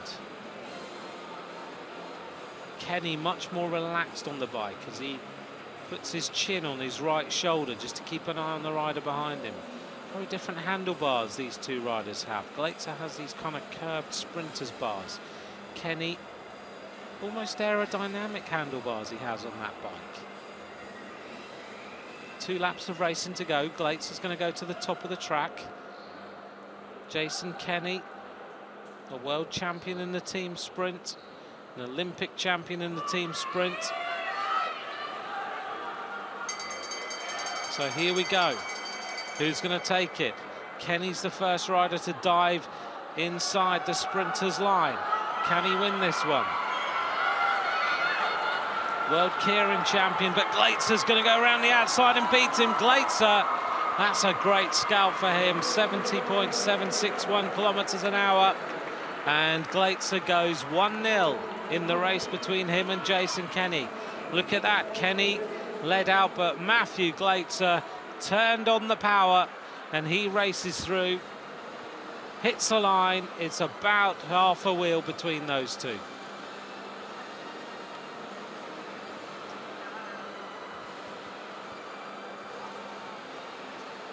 This is to decide the bronze medal between these two riders. If Pavel Kellerman wins, he takes the bronze medal. If he loses, they go to the third ride.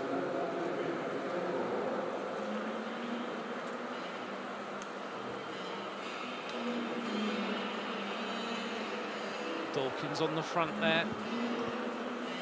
There's a few riders have got some bandages on after some of the crashes in some races. Earlier on we saw that magnificent world record by Francois Purvis, lowering the 1 kilometre to 56.303 seconds.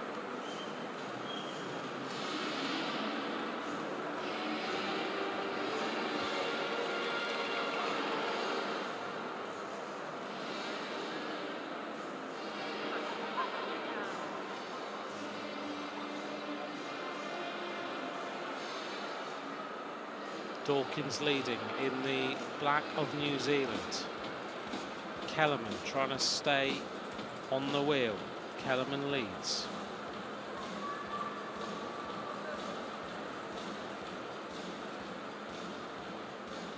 Dawkins using all the tactics he possibly can. Kellerman right up at the top of the track now. They're going to start to accelerate a little bit. Dawkins has the... Oh, that was very close. Kellerman went inside. And now Kellerman puts on the power. He opens up the gap between him and Dawkins. And Dawkins isn't going to get back to him. 10.297. Kellerman will take the bronze medal.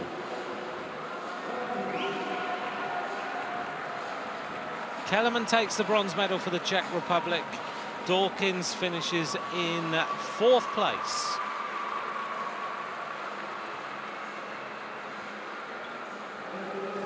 Dawkins asked the crowd to give him a warm reception. Says very well done to Pavel Kellerman. Two very well orchestrated performances.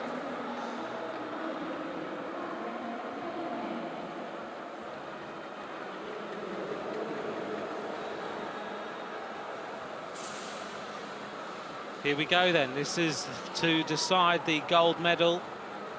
Matthew Glaetzer of Australia on the right-hand side. Jason Kenny, the world keirin champion, on the left-hand side.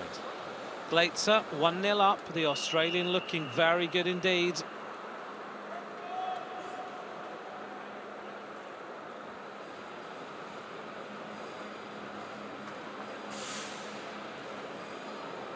Glaetzer won the first race by 0.047 of a second. This looks like it's going to be pretty fast. Glaetzer's decided he doesn't want to mess around here. Keeping an eye on Jason Kenny. Kenny very good though from a fast pace. Doesn't mind it at all. As they track round here. Glaetzer on the wheel. Looking good. Kenny goes to the top of the banking now.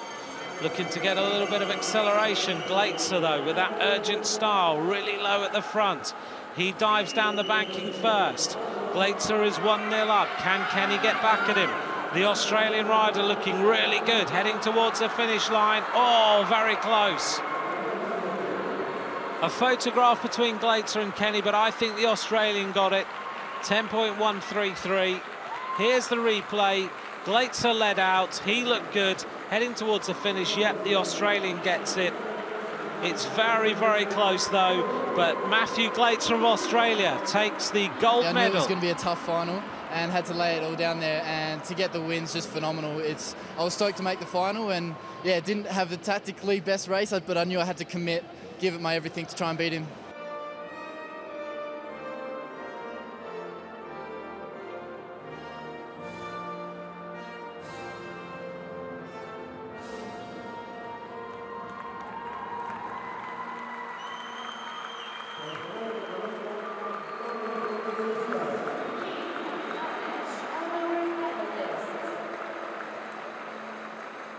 Matthew Glaetzer almost doing a Mark Cavendish and falling on the podium. Anyway, he's all smiles. Him and Jason Kenny joking about that. Okay, we're going to take you now to the women's keirin. Thanks very much to all of you for joining me tonight for our coverage here in Aguascalientes, wherever you are in the world. 8 laps to go, and this is the second round. So Juliana Gaviria is the rider on the wheel of the Derny bike there. It's Madeline Godby of the United States of America in second place. Virginie Queff in third for France. The Spanish rider is Tania Calvo. On the wheel there from Hong Kong, China, it's Li Weitzi.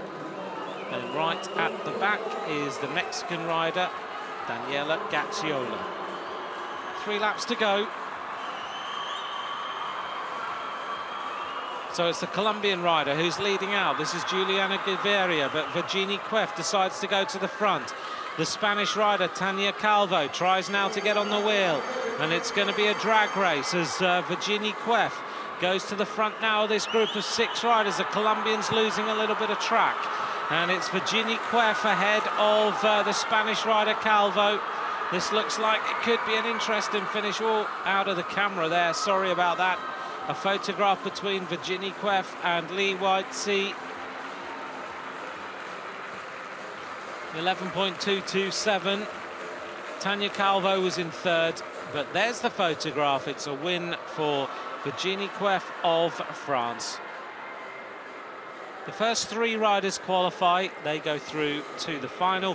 The other 3 riders go through to start the ride off for the 7th to 12th places.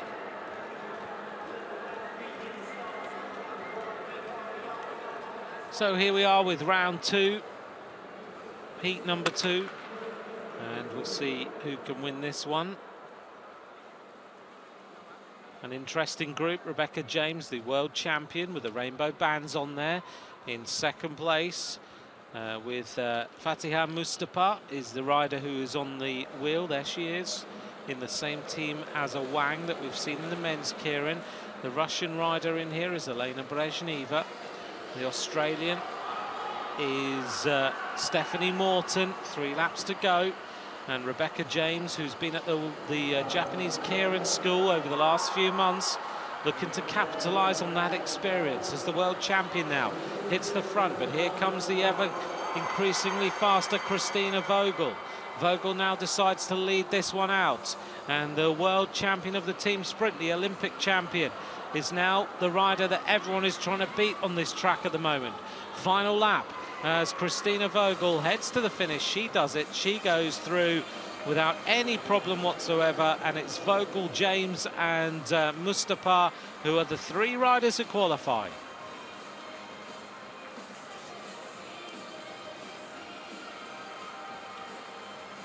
And it is Tsios, Morton and Brezhneva who go through to ride off for the 7th to 12th places.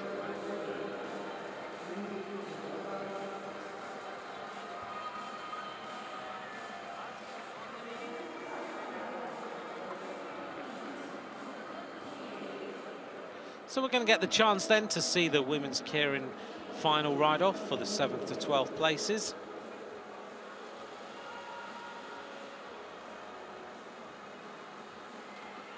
There is Stephanie Morton of Australia. Alongside her is the American rider. That is Madeleine Godby. We haven't seen her race before in these World Cups. The Russian rider alongside is Brezhneva. The Mexican, Gacciola. The Ukrainian rider in the blue and yellow colours is Tsios. And the final rider in this group is Gaviria of Colombia. So it's the Russian rider who takes the wheel. And it's Brezhneva ahead of the Colombian Gaviria. 8 laps of the track. The Derny bike peels off with 2.5 laps of racing to go. All the coaches, as you can see, they tend to stand out of turn 4 before the riders make their way into the finishing, just as the riders make their way into the finishing straight, so they're able to give them a little bit of knowledge. While Derny Pacer has changed his sunglasses. So 6 riders now racing for 7th to 12th places, and it is the Australian rider Stephanie Morton who goes to the front. She looks very, very strong.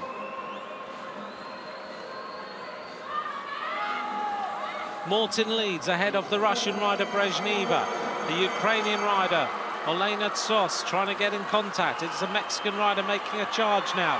Gacciola goes round the top. But the Russian rider Brezhneva is going to drag race all the way to the finish line with Stephanie Morton. Very, very close between those riders.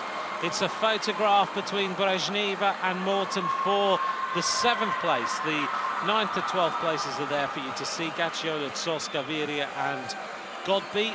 62 kilometres an hour. I think Brezhneva took it. She did by 0.007 of a second ahead of the Australian.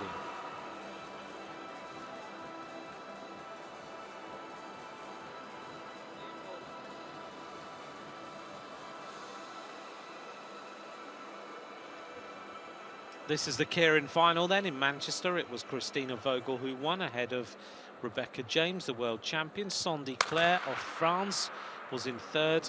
Lee Whitesea was in fourth. Morton was in fifth, and Mustafa was in sixth place. This time Stephanie Morton hasn't made it through to the final. Neither Sandy Claire, who's not racing, but Vogel, James, Lee and Mustafa are in here. Also in this group are Virginie Queff and Tanya Calvo.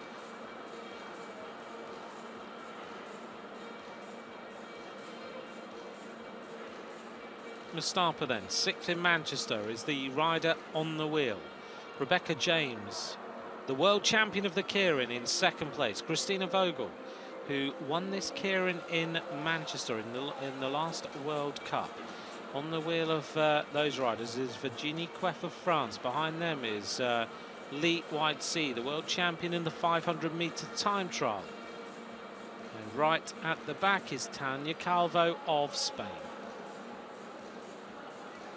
6 laps of racing to go to decide this gold medal.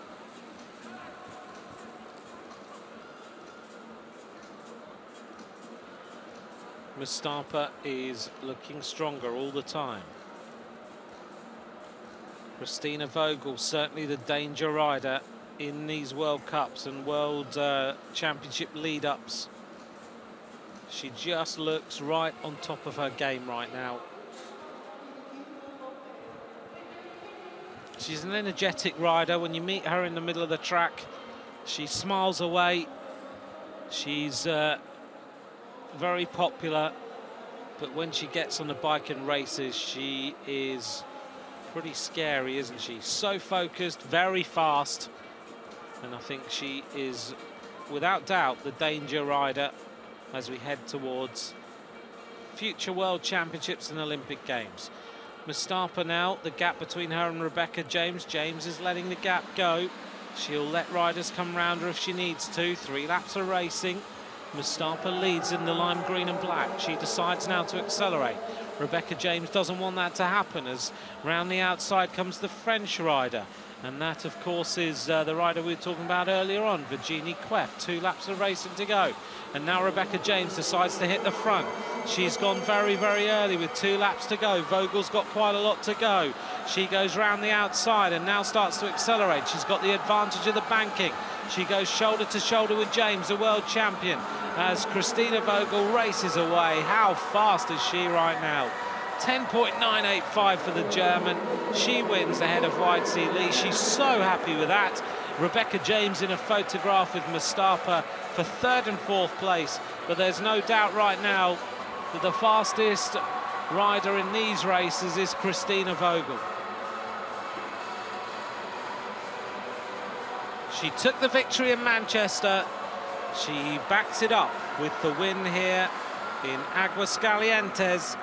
She was 0.102 ahead of Lee Whitesea, and Rebecca James 0.222 down. Before you start, you are warming up and think about the tactics, who's in the heat, and maybe what she can do in the heat, and had a good tactics. It's everything that I think about works, and yeah, that's the reason why I won today.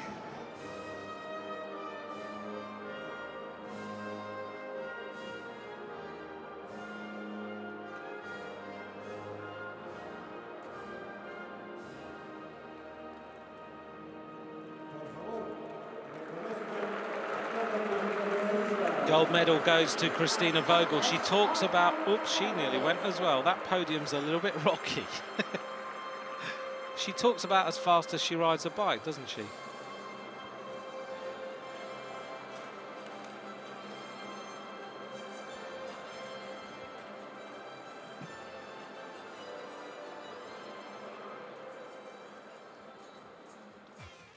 Bélgica de azul. Before the night is out, then we're going to bring you the men's Madison, the women's sprint final, the men's Keirin, and the women's 500-metre time trial.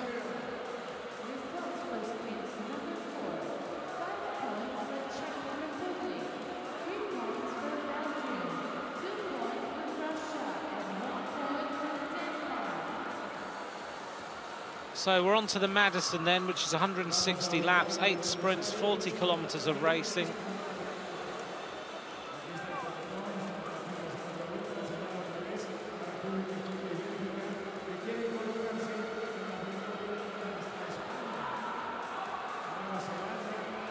We are just inside 80 laps to go, so we're halfway. And this is where we're at. Spain are leading ahead of Italy, then the Czech Republic, and then Russia. Spain have taken a lap.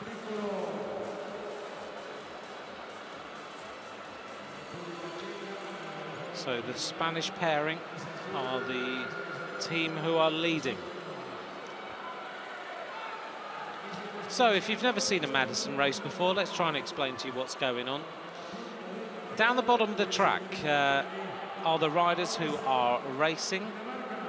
Each team is a pairing. There are 18 teams on the track. And those 18 teams are only allowed to have one rider racing at any one time. So one rider races around the bottom of the track, and their teammate waits for them up at the top of the track above the blue line. They will then, at the appropriate moment, hand sling their partner into the action. As you can see there, here we go. The Belgians have just done it. And generally they do that just before the run into a sprint, so you always have the fastest rider in the sprints and the freshest pair of legs heading for the sprint point. There are sprints on 8 different occasions, 160 laps, so every 20 laps of racing is where you will see a sprint. The Belgian team then going on the attack in the blue colours with the Belgian flag around the kit, and the Belgian pairing is Jasper de Bust and Kenny Di Catali. So Spain lead, they have taken a lap. The aim is, of course, to win as many points in the sprints as you can every 20 laps. If not, you go on the attack, you take a lap, and that way you steal a march on the rest of the teams. And if no other team takes a lap, then you are, without doubt, the winner.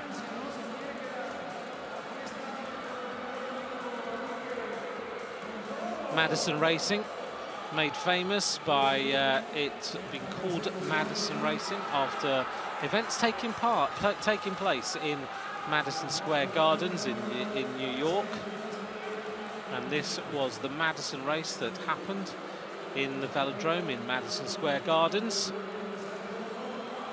So the Spanish team are the leaders. It's David Muntaner and Albert Torres. There are the Mexican team of Jose Aguirre and Ignacio Sarabia.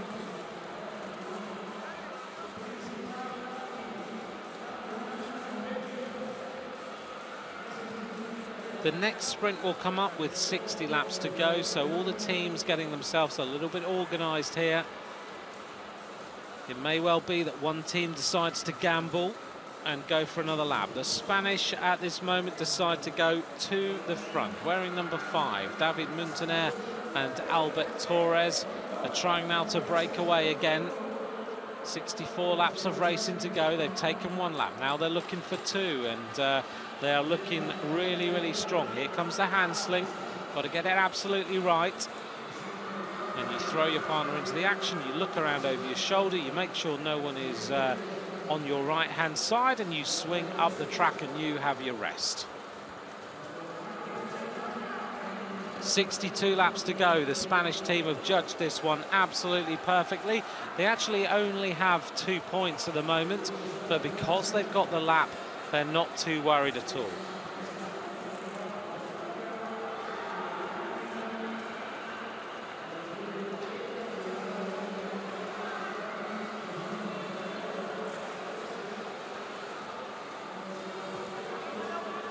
So between us, we'll keep an eye on what's going on. 60 laps to go. Heading to the next sprint.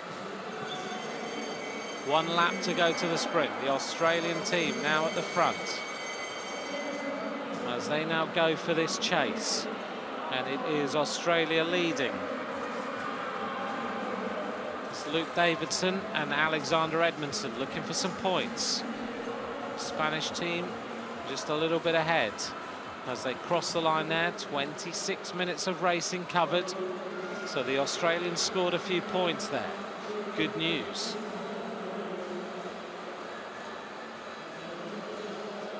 Now the Austrian team hit the front in the red and white. Just keep an eye on what's going on. I'll try and point it out to you. There is the Czech team, 59 laps of racing to go. Russia took 5, Australia took 3, France took 2, Austria took 1. Is that right? I guess it is.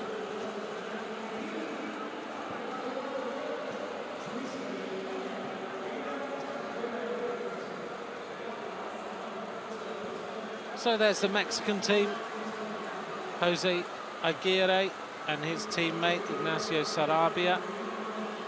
The pace is absolutely relentless at the moment. Very, very fast indeed. And Jasper de Bust and Kenny Di Catali, 2 riders who ride on the road. The British team in there are Owen Doull and Johnny Dibben, 2 young riders who I think might be finding this pace very, very fast.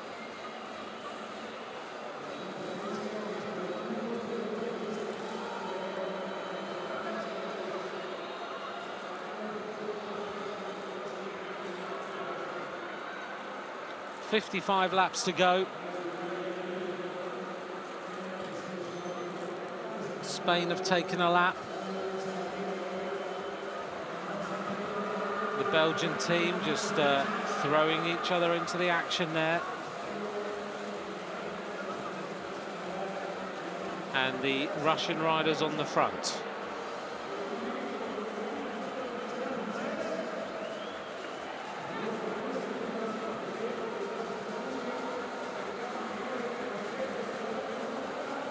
Big attack now from the Italian team in the blue and white, and it is Bussatoni and Riccardo Donato who are the 2 Italian riders. They're trying to make a little bit of a move now. The Italians actually have 10 points here.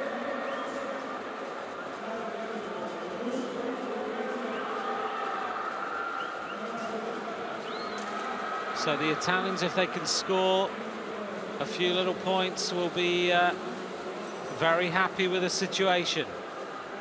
They still need to take this lap back, though. 50 laps to go. 10 laps till the next sprint.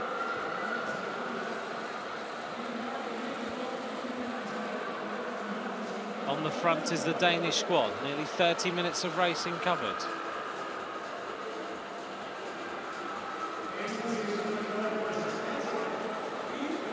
Now the British team starting to get in the mix.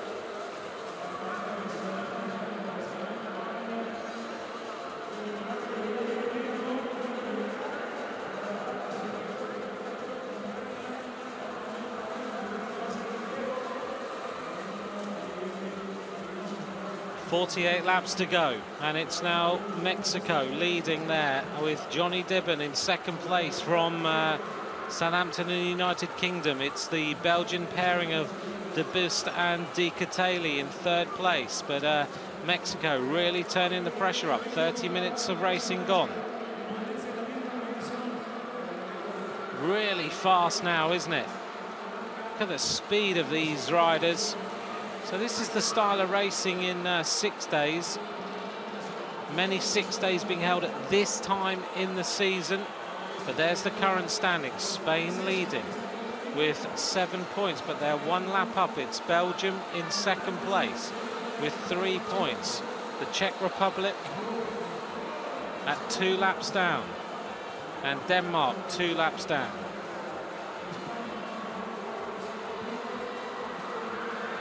So the Spanish team did take the Belgian team did take a lap to come back there with the Spanish squad, but Spain looking like they're in dominant position right now. 7 points, 1 lap up.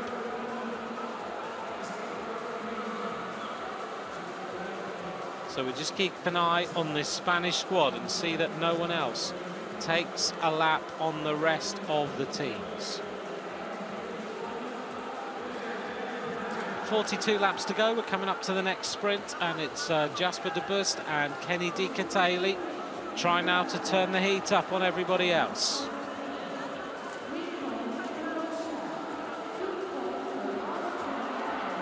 Oh, a magnificent attack now as the Belgians try now to come back and get in contact with the Spanish team.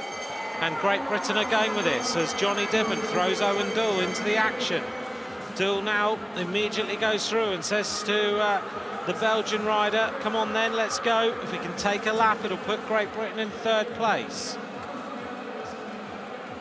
It'll also put the Belgians into 2nd place, and if they can take this sprint here, they will be into the lead unless Spain score any points. An immediate throw, look at that, very fast handsling, 39 laps of racing to go. And it is Di Catali and de Bust making a massive charge now to try and put themselves in with a chance of winning this gold medal. Spain now sense the danger, so they go on the attack. They're 1 lap up on the Belgian squad and 2 laps up on the rest of the field. Great Britain take 5 points. Now the Spanish team come racing up, so they've caught the Belgian and the British team, and they shut the gap on them. That was a very big counter-attack there. There's the standings then. And now Great Britain and the Czech Republic are equal on points.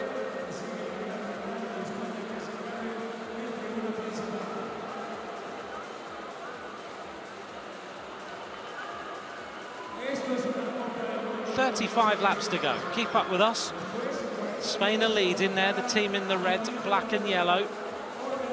2 riders, 1 rider races, 1 rider rests. Keep it nice and simple. The front of the race is currently the Australian team. That's the peloton. The Austrians now take over, a little handsling. The Spaniards are staying near the front in the red, black and yellow. They lead 1 lap ahead of Belgium. 2 laps ahead of the rest of the field. The Czech Republic team are in 3rd. Great Britain are in 4th. Here go Denmark in the red and white there on the attack at the front. 33 laps of racing to go, 33 minutes covered, and now Denmark decide that they've got to try and get a lap, and of course they do.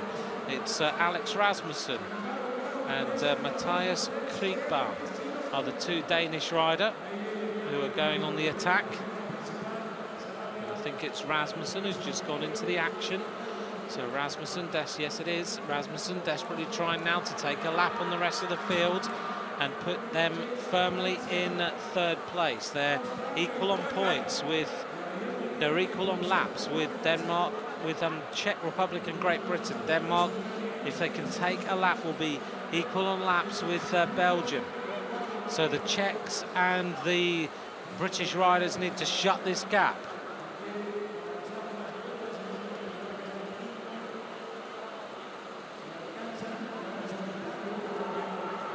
So keep an eye there on the team in the red and white. There they go, the Austrian riders, 29 laps to go.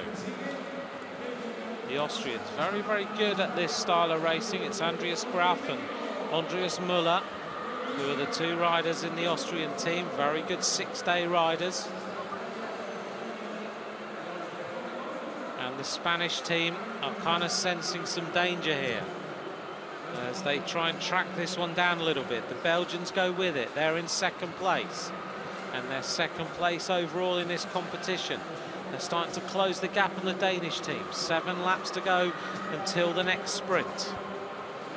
35 minutes of racing covered.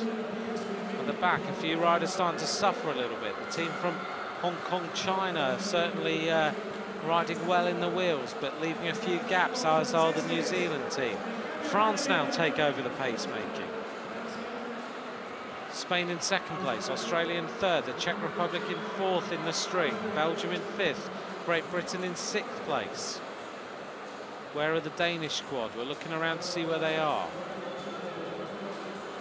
Right now, They are not in the string, so they are still on the attack.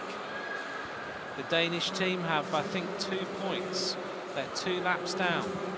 So they really need to take this lap. And we're running out of time for them to do it. 24 laps to go. 4 laps to the next sprint. Where are the Danish team? Are they in the home straight? I haven't seen them for a little while. Still Spain lead with Australia in second place. Still can't see the Danish team. There they are. They're about half a lap up now. And now the Australian team shut the gap. The Danish team looking dangerous. They could be moving up into third place. Alex Rasmussen, who of course has been riding for the Garmin Sharp team, is up there. Our TV camera getting in the way a little bit. Britain now recognising the danger, so are the Belgians. The gaps are opening up a little bit. 1 lap to go to the next sprint. Now the acceleration starts to increase the tempo in this peloton with Australia on the front. It's Luke Davidson and Alexander Edmondson, that duo, looking strong. I think they took the sprint that time. Behind, of course, the team are on the attack, the Danish team.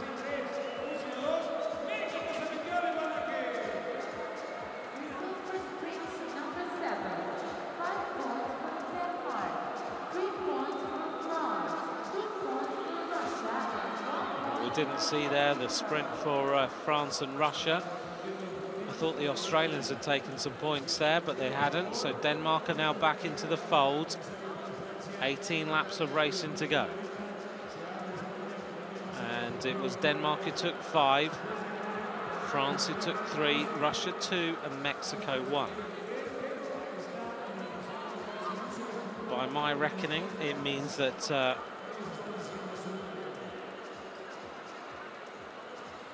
Denmark may well have moved into third place now. But we'll wait for the leaderboard to come up. There is Belgium on the front. The Spanish team immediately track them.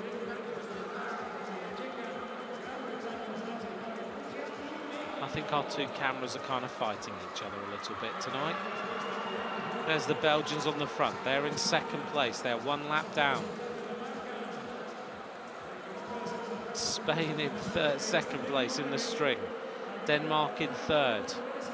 The Russians in fourth. Then in green and white are Mexico. Then the Australians next in the string. But in terms of overall, it's still Spain who lead. Great performance from them. 14 laps of racing to go as we head up towards the final sprint of the night. And it is Graf and Muller who want to try and take a lap before the finish to put themselves in third place. And they're really kicking on now. A little sneaky attack while no one was looking. 13 laps of racing to go. A nice little hand sling there. You can see how much this is hurting. So the positions right now, by my reckoning, Spain lead, Belgium in second, and I think Denmark in third, with the Czech Republic and Great Britain very close behind. So the third place will be decided on the final sprint, unless Austria take a lap.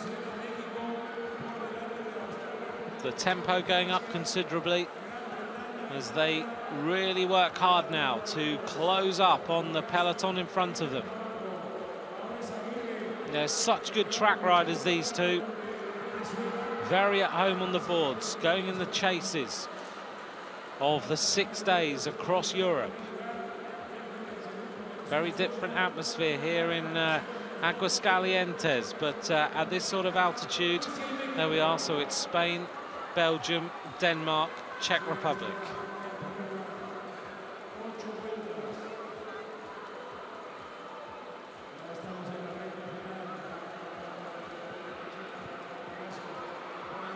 Denmark and I think Great Britain both on 5 points at the moment. But the Austrian team looking to cause a problem here for those squads in third place. And they could very much move now up into third place, but it looks to me like there's a counter-attack. 6 laps of racing to go, and this Austrian team have worked exceptionally well together. 41 minutes of racing. It's all about this final sprint for the 3rd place between the Czech Republic, Great Britain and Denmark. There's the standings. Belgium and Spain are pretty safe. So it's all about Denmark, Czech Republic, Great Britain, who are fighting it out for that 3rd place. 4 laps to go. The Spanish team are going to win this one. They're going to take the Madison. They cannot be beaten. They're 2 laps up on most of the field and 1 lap up on Belgium. So the Austrians are continuing. They want to try and stay away. That will cause a problem for for Great Britain and Denmark. It will mean that the maximum points are taken by Austria.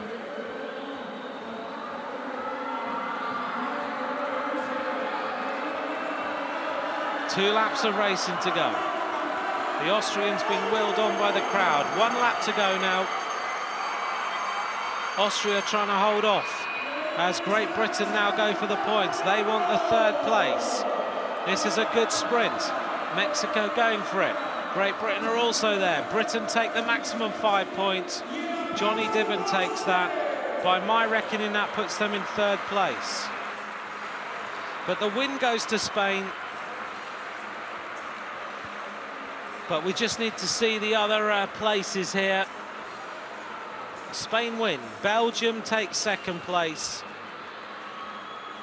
I hope you enjoyed that, Madison, and kind of kept up with it. It's always great racing in the Madison, but the Spanish team are going to be on top of the podium. Muntaner and Torres. They're so happy with that. They're doing about 3 laps of honour.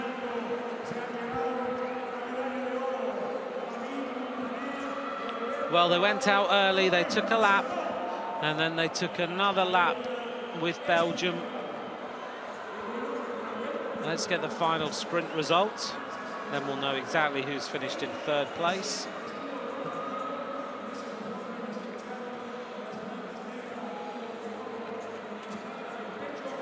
It's taken them a while to catch each other up, but Muntaner and Torres are the winners of the Madison. They're really happy with that. 160 laps, 40 kilometers of racing, and they're going to celebrate all night.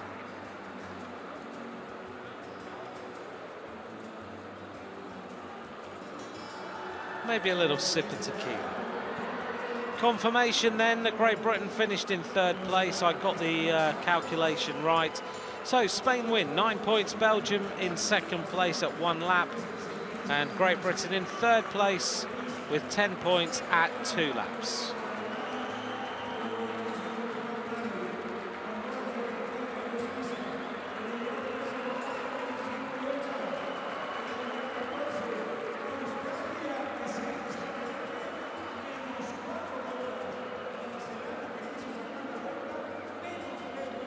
Well, thank you very much for joining me for this coverage of the UCI Track Cycling World Cup. This is round 2 in Aguascalientes.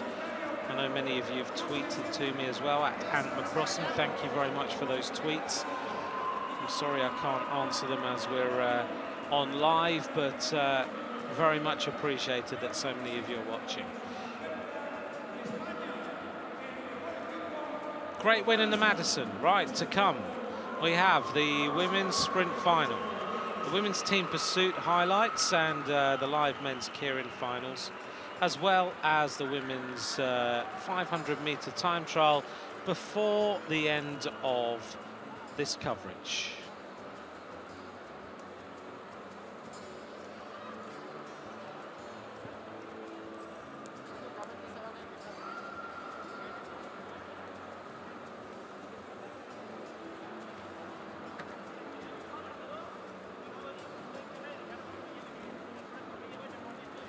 Just to update you on the earlier crash that we had, the rider that you saw lying on the deck is stable in hospital, and before the end of this programme. I hope that we can bring you a further update. I know a few of you have been wondering how he is. It was a pretty hefty crash, but stable in hospital, and we'll bring you more news when we have it. So we're going to turn our attention back then to the women's sprint.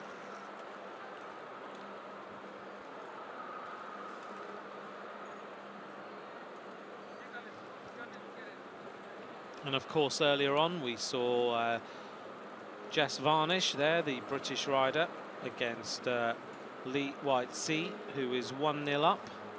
And in the ride for the gold medal, Christina Vogel is 1-0 up against Anna Mears.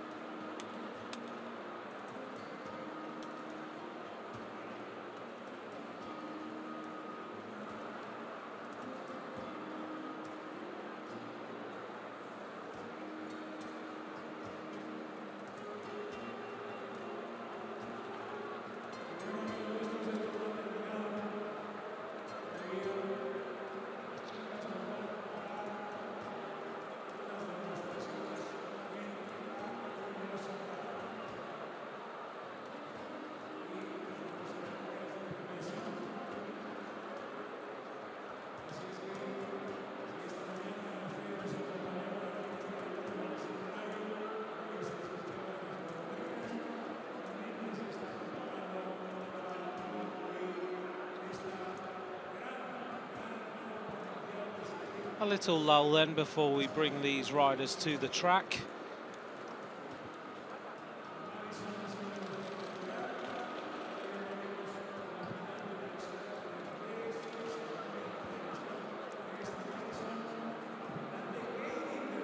Mexico then is going to welcome the third round of the Track World Cup just after Christmas time.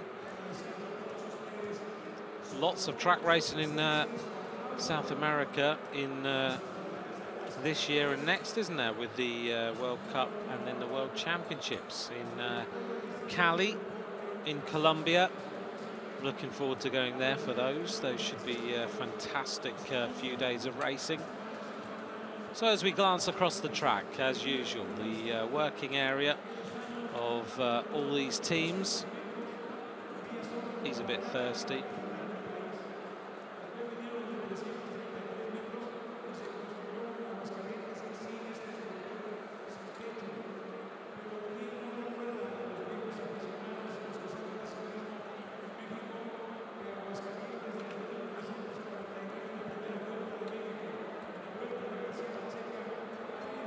So before the end of this programme, we will bring you the women's sprint in a moment, then the women's team pursuit, which is recorded highlights, the men's keirin finals, and the women's 500-metre time trial, which I don't think you should turn off before. Oh, a bit of romance going on as well.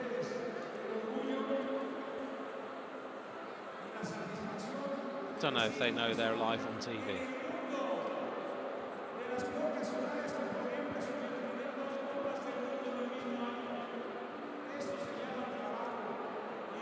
The highlights of the women's 500-metre time trial are very much well worth waiting for. They're at the end of all these bits of live coverage and the highlights.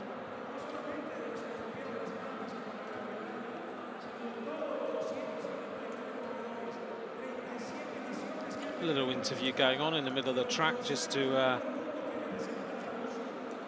give the Mexican fans something to listen to and hear about the reception of the Mexican riders here in the centre of the track, and the fans are enjoying that. Some great Mexican riders now in the track scene.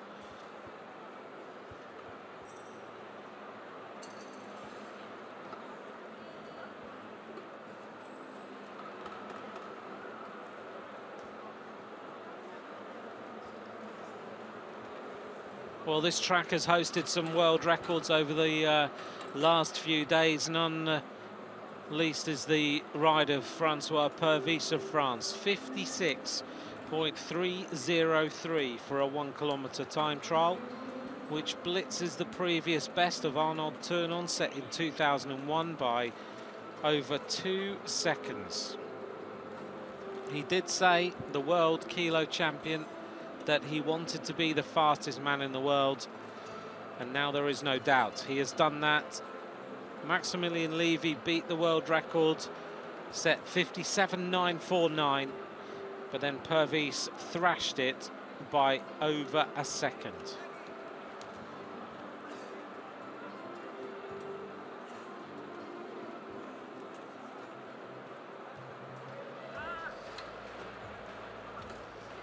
Right in the centre of the track, I can see Jess Varnish and Lee Widesea getting ready for racing.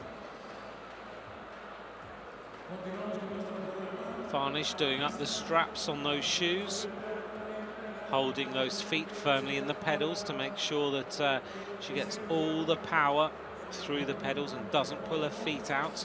So she'll clip her feet in, and then they'll do the double straps up as well.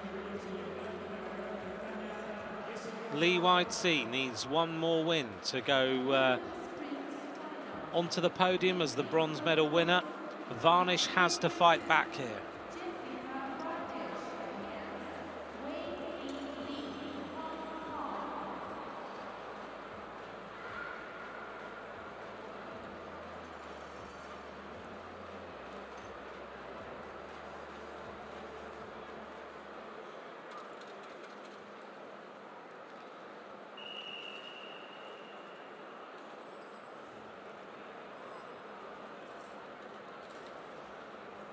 They're underway then.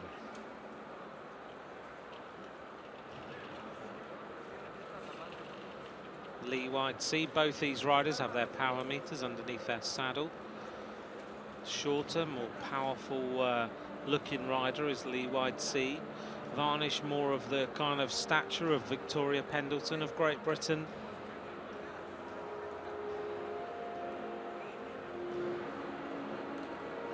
As they go down off that 41-degree banking. Varnish keeping an eye on Lee Widesea. Decides now to play a little bit of cat and mouse. Taking her very, very close to the top of the banking there. Very impressive bike handling from both these riders. But Lee Widesea decides that she's going to just hold on to this. She does not want to overtake, but then she decides, right, I'm not going to play that game anymore. So she accelerates. She plays into the hands of Varnish. That's exactly what she wanted. Varnish now, gritted teeth, going to the top of the banking, and Lee Widesea is going to hold her there. She's kind of slowing her down a little bit. As Varnish goes round the outside, they're going to go shoulder to shoulder. This is going to be a little bit of a race now between these two, as Lee Widesea is really cruising. Varnish doesn't have it in the legs today. She cannot come back. Lee Widesea takes it. It's 2-0 to her. So a fantastic performance from the rider from Hong Kong, China. She goes 2-0. She takes the bronze medal here in Aguascalientes, and she's smiling away to herself. She got that one tactically right. For a moment it looked like she'd played into the hands of Varnish, but to me Varnish just doesn't have the power in this track. A few riders suffering from the altitude.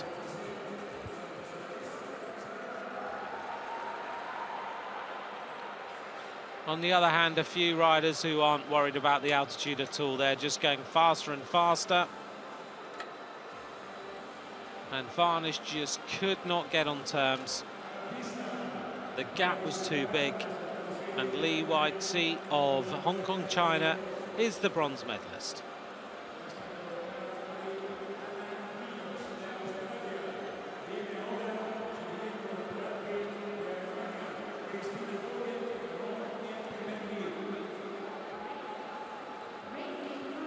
So we turn our attention then to the gold medal ride. This is Vogel and Mears. Vogel took the first ride. She's 1-0 up. She's in the white. Anna Mears, the former world champion, riding for Australia in the World Cup in Manchester. She, of course, was riding for the trade team of Jayco. Vogel just looks whip it fast right now.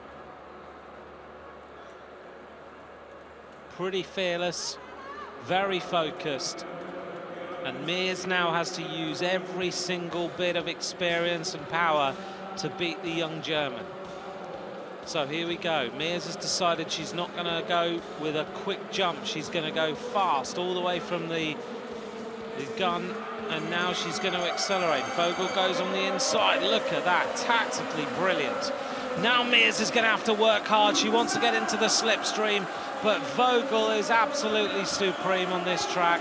Racing away, heading towards the finish line, and Christina Vogel wins in 10.936. 2-0 to Vogel. She takes the gold. She's absolutely ecstatic with that. She's very, very happy. Christina Vogel wins the sprint here in Aguascalientes.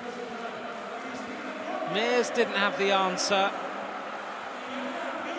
It could be just purely the performances of Mears over the last 48 hours. The legs just didn't have it.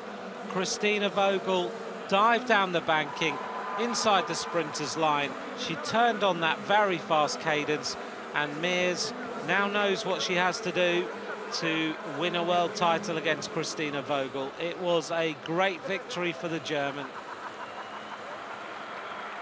She's delighted the crowd.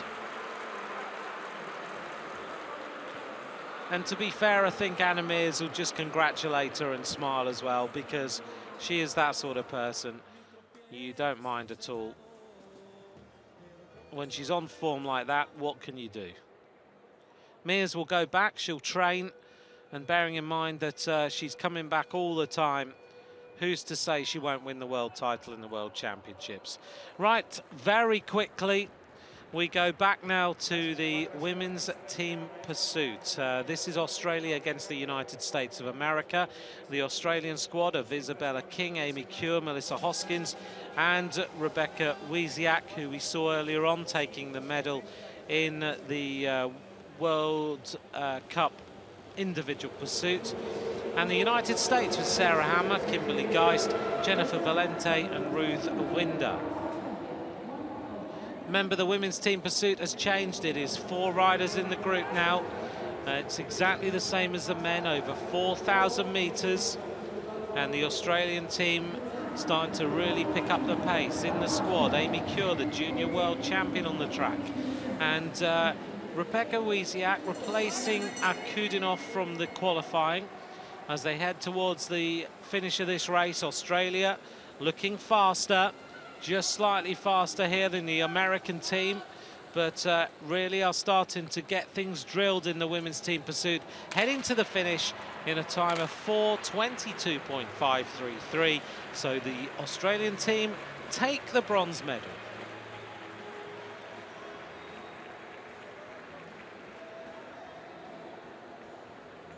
Well, the world record for the women's team pursuit was set in Manchester in November by Laura Trott, Eleanor Barker, Danny King and Joe Rousel, a time of 4:19.604. In qualification, the British squad beat the world record again in 4:19.115, and the Canadian squad they're up against finished in 4:19.629. They were only 0.025 outside the previous world record. So here we go. 2 teams separated by 0.5 of a second. Britain fastest in 4:19.115. Canada 4:19.629. Let's see what happens between these 2 teams. Great Britain in white, the World Cup leaders, with a team of Joe Rousel, the Olympic team pursuit champion, Danny King, Olympic team pursuit champion, a little bit ragged off the start. Eleanor Barker, a world champion of the team pursuit, and a new rider in the squad, Katie Archibald, the Scottish rider, who is now slotted in for Laura Trott. The Canadian team, 3 of the bronze medalists in the team pursuit in London 2012, Gillian Carlton, Jasmine Glazer and Laura Brown, and they've brought in Stephanie Roeder as their 4th rider. Here we go, Great Britain go through in 2:10.837. They're on world record pace, 1.807 seconds ahead of the Canadians. The British team 4:19.115, a new world record in qualification, as they head towards the 3,000 metre point in 3:13.864, and Great Britain with a changed lineup and now on world record pace. Yet again, every ride they do right now breaks a world record. 3,500 metres. The Canadian also looking fast, but not as fast as they did in qualification. Britain down now to 3 riders as they're almost catching the Canadian squad. They are going to break the world record if they carry on like this. 4:00.655 for Great Britain, and remember their time was 4:19.115. As they head up to the finish line, they have smashed the world record, 4:16.552, which is 56 kilometres an hour. This women's squad of Great Britain take the world record another notch up. By almost 3 seconds, they smash the world record, and that is a very, very impressive performance. But obviously with the altitude, it can be difficult to breathe. So we were hoping for a fast time. We set a fast time in Manchester 4 weeks ago, but that was with the home crowd and everything. So it's good to come abroad, a new place, and do an even faster time.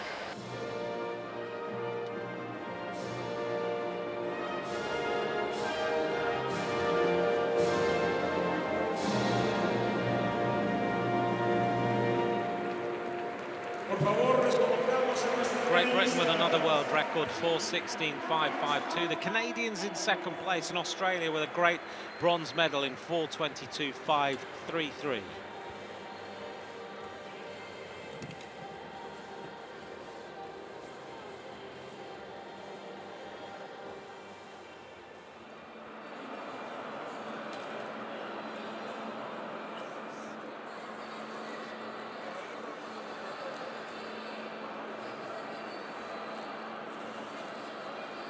Well, don't disappear, because we've got more racing to bring you. We're going to bring you the men's keirin in a moment.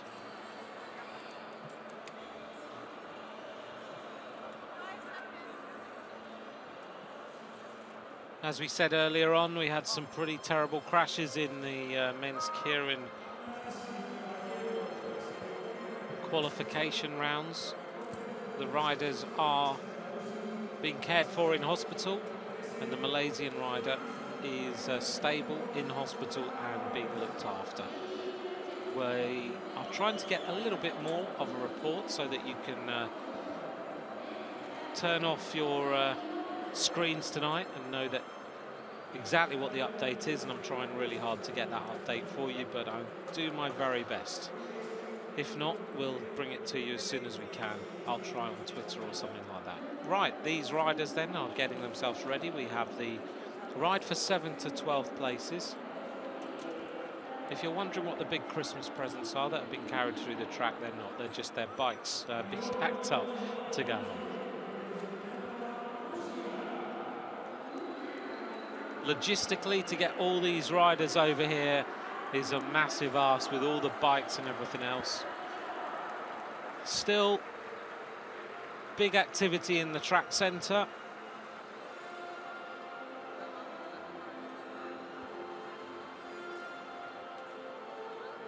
I hope you've enjoyed the racing. Bringing you the Track World Cup. Lots of fantastic action. World record for Great Britain in the team pursuit. World record for Francois Purvis of France in the kilometre. I think that's the big talking point, that pace. There's Rebecca James chatting away to Jess Varnish.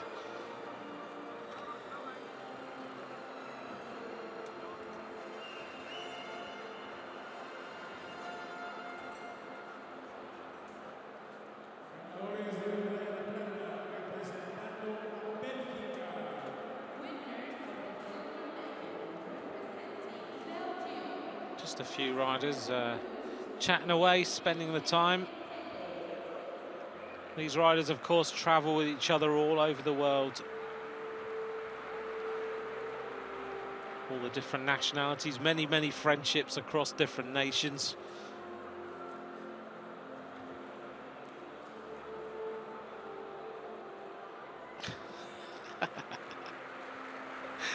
A little bit of comparison of fat content going on.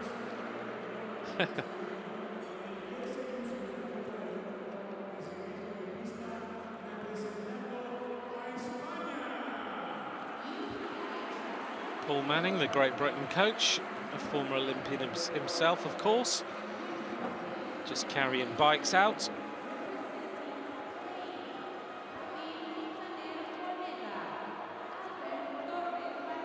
It is a lovely looking track, isn't it, when you look at it? That lovely domed roof, and unusual with the pillars in the track centre like that, with the lighting.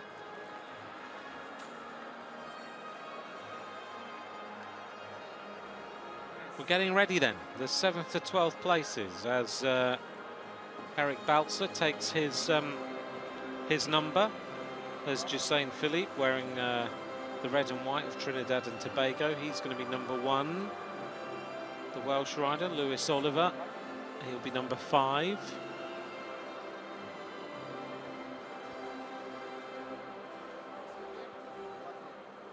And Sergio Aliaga of Navarro, next to the rider there, Kazunari Watanabe, in the blue, yellow and white. As you'll notice, they wear full-length gloves, no little track mitts. A lot of these riders just wear sometimes even golf gloves, although you can get the very special Keirin gloves that many of these riders also wear.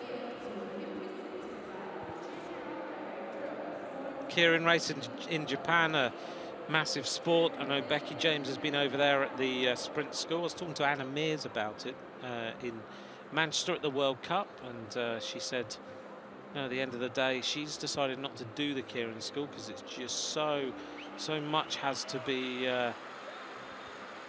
so much time has to be devoted to it. But massive betting. There's Christina Vogel. Big deep breath there. What a round of racing she has had.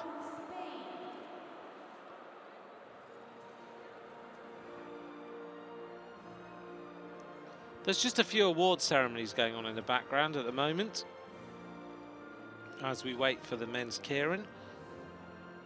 But as soon as those are done, we'll be underway.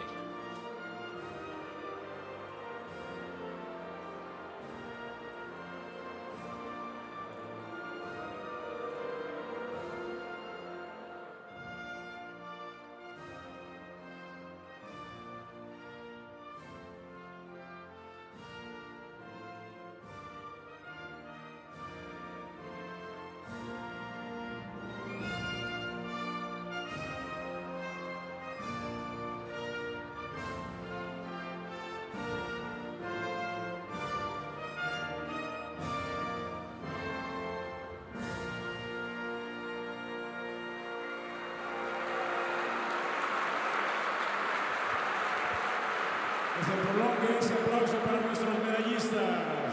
Please acknowledge our medalists.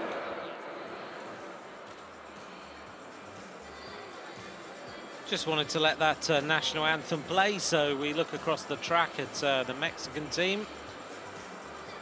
Mechanics are busy, aren't they? Everything being dismantled for the long journey home.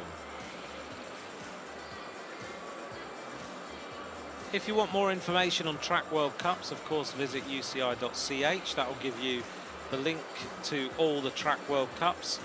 And if you are looking for timing information, you can go to the Tissot timing website.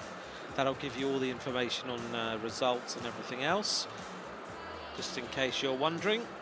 As we see now, the riders making their way onto the track for the 7th to 12th place ride in the Keirin competition. Our cameraman likes this rider.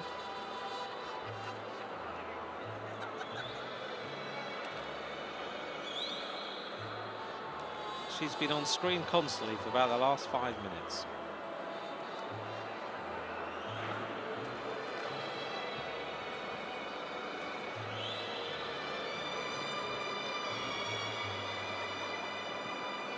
So here's the lineup then. Sergio Aliaga, Lewis Oliver, Eric Balzer in the Erdgas colours, Eric Engler, Kazunari Watanabe and Jussain Philippe of Trinidad and Tobago. He's guided a little bit now and then by the British rider Jamie Staff, is Jussain Philippe.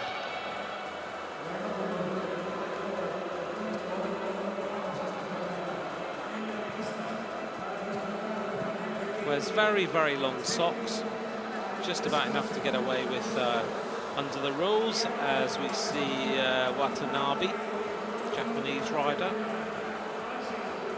alongside Lewis Oliver. Sometimes you get asked why they have this 7th to 12th place ride. Well, they need the points. And good to have as many competitions here as they possibly can. Eric Engler in the black and red.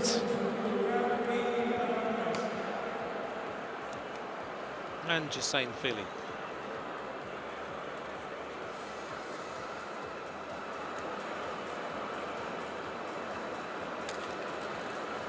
Josein normally has his entourage with him. Whenever I've been at a race, there's always a load of them in the crowd. Spends his time in the United States of America. And let's hope we have no more crashes in these Kierans as Lewis Oliver goes onto the back wheel of the motorbike. 8 laps of racing. The Derny bike peels off with 2.5 laps to go.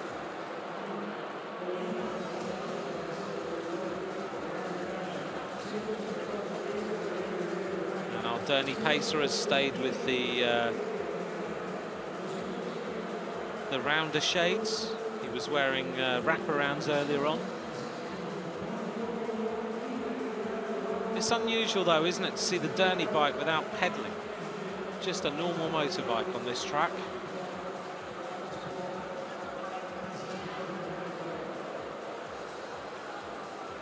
So it's Lewis Oliver, the Welshman, in first place behind the bike. It's then Eric Balzer in second, Josein Philippe in third. It is the rider in the red and black, Eric Engler, who is in 4th place. In 5th place, further on down the string, is Aliaga.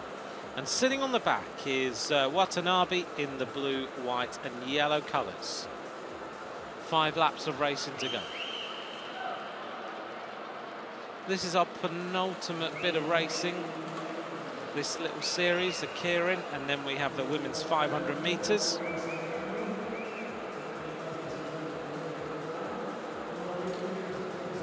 So Lewis Oliver sitting right on the wheel, looking around now with 4 laps to go. The Erdgas rider is Eric Balzer in 2nd place. You can tell that with all the flowery kit that he wears. He's now glancing around at Josein Philippe. They're all wondering who's going to take the move first. Round the outside comes Watanabe. 3 laps of racing to go. The acceleration starts to happen. At 2-lap point, Watanabe has the gap on Lewis Oliver, followed there by Eric Balzer. Now Lewis Oliver goes round the outside. He accelerates hard. He's going to go for this one. It's going to be 1 lap to go this time as the Welshman hits the front. Balzer goes round the outside. They go shoulder to shoulder. All very, very close between those 2 riders. They squeeze each other a little bit. Josein Philippe's going round the outside, but Balzer's going to take this one. He takes the 7th place. The German rider got that absolutely right. Josein Philippe in 8th. And then we have a photograph between Aliaga and Lewis Oliver for the minor places.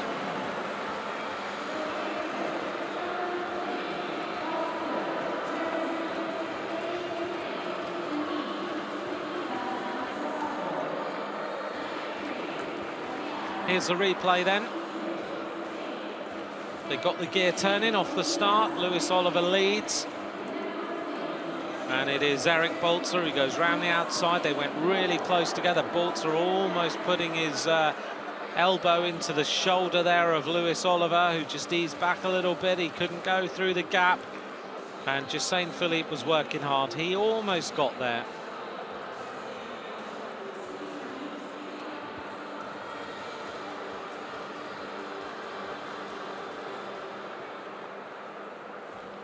Confirmation then of the result. 7th place was Balzer, Philippe in 8th place, Aliaga in 9th, Lewis Oliver in 10th.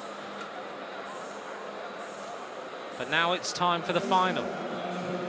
This is the lineup then. The Australian rider Shane Perkins against Matthew Crampton of Great Britain, German rider Tobias Wachter, Christos Volikakis, who rode really well, didn't he, in his semi-final.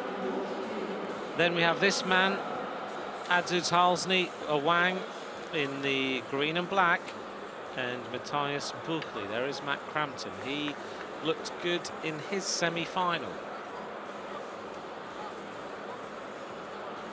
Shane Perkins, the Australian. He's got a very good chance of taking this gold medal.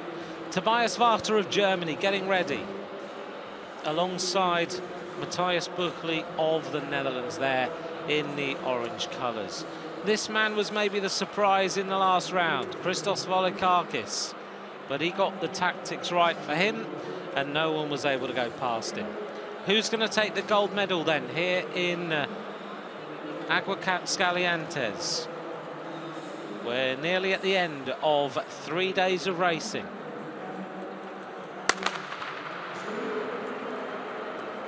So the Derny bike goes to the front, and immediately it's the Australian rider, Shane Perkins. Can the Australians go out with a victory here? Perkins right in the wheel. Matt Crampton has decided to track him, but this Australian Kieran rider is a fantastic competitor. Matthias Buchli in third, Volikakis in fourth, followed there by Tobias Wachter. Wang is right at the back.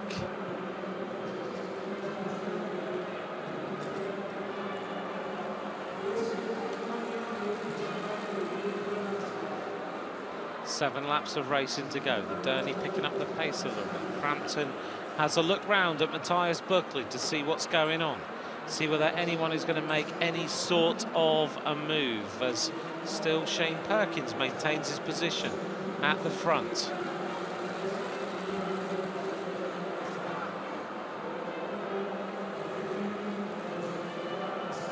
Five laps to go. The Derny bike, as always, peels off with 2.5 laps to go. Perkins holding his position.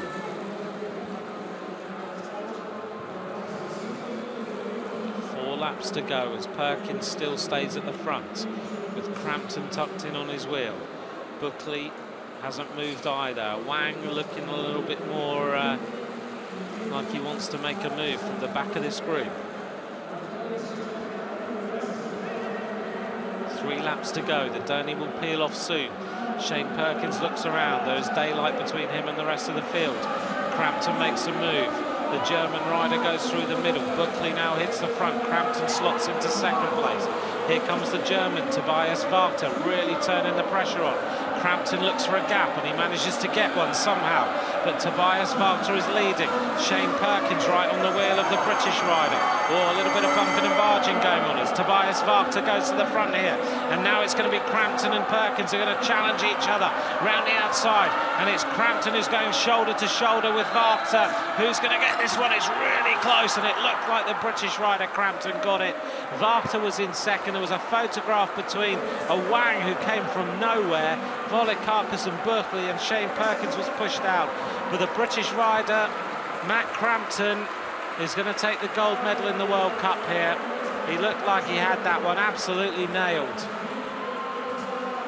Well, he's been a rider who's been in the shadow of Jason Kenny, Chris Hoy and Philip Hines all the time, but now that Hoy's retired, Crampton looks like he's been given a new lease of life as he goes onto the wheel there of Wachter. Perkins was right there. He looked like he was going to challenge. Volikakis left it really, really late, and Crampton sneaked through.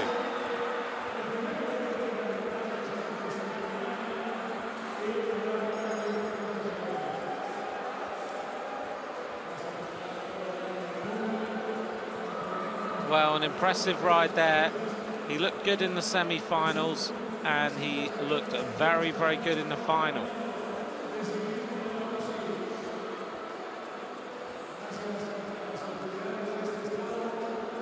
Here's the replay then.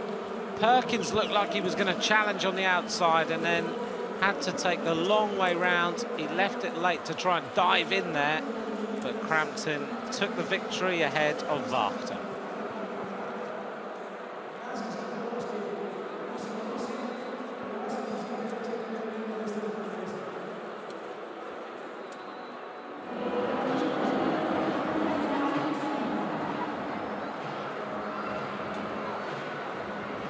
So we're going to get the chance now to look at the women's 500 metres, I think.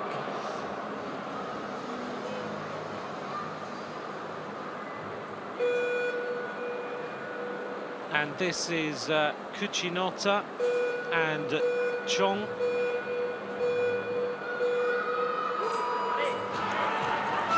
.500 metres. The world record, 33.010, set by Anna Mears in 2012 on the 8th of April in Melbourne. One lap to go. Kuchinota being led here by Chong of China, looking very, very fast, heading up towards the completion of this race. And without doubt, it's going to be the Chinese rider who goes fastest, 33.325. And that's not far outside the world record.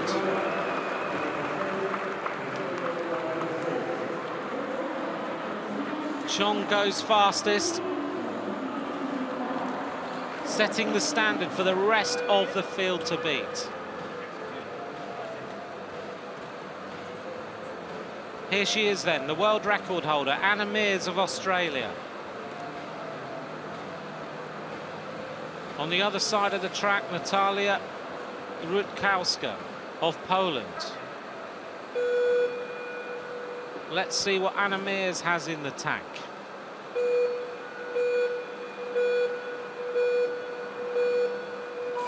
Total focus from Anna Mears. Powering off the start here.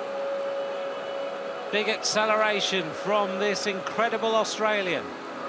Anna Mears now going to settle herself down into the aero pose. The Polish rider doesn't even have the aero bars on. Anna Mears going flying through here. The world record, 33.010. Can she get anywhere close to it? Chong already has. Anna Mears racing around the track towards the finish. Who's going to take it? Mears, 32.836 from Anna Mears, a new world record. She's the first woman in history to beat 33 seconds, 32.836. Anna Mears, the average speed, 54.817. And Anna Mears has blown her own world record out of sight. She beats it by 0.2 of a second almost.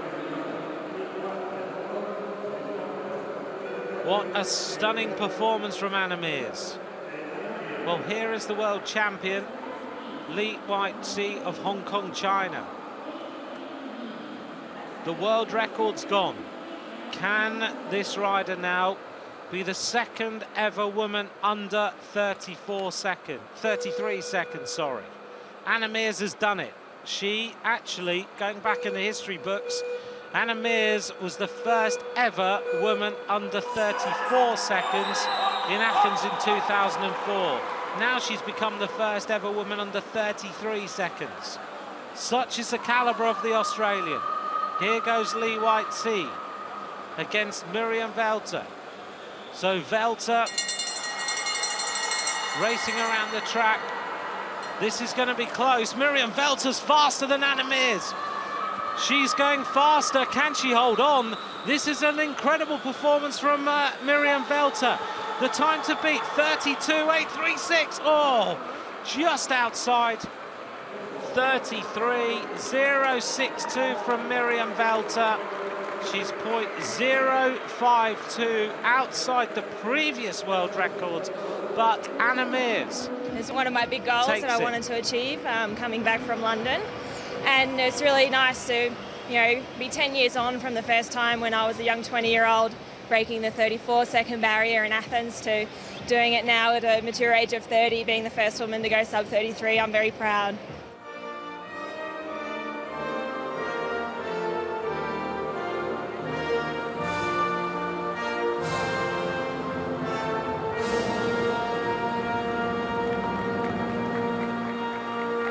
Por favor, reconozcan a todos los periodistas.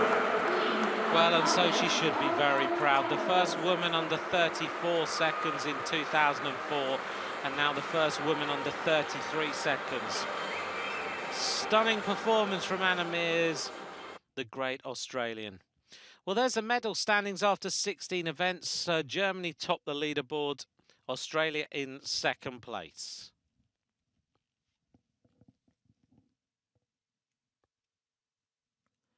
Well, we've seen some fantastic racing over the last few hours. There's the World Cup standings. Great Britain are now top of the leaderboard in the World Cup in terms of teams, ahead of Australia, and Germany in third place. Thanks very much from me, Anthony Crossan. Bye for now.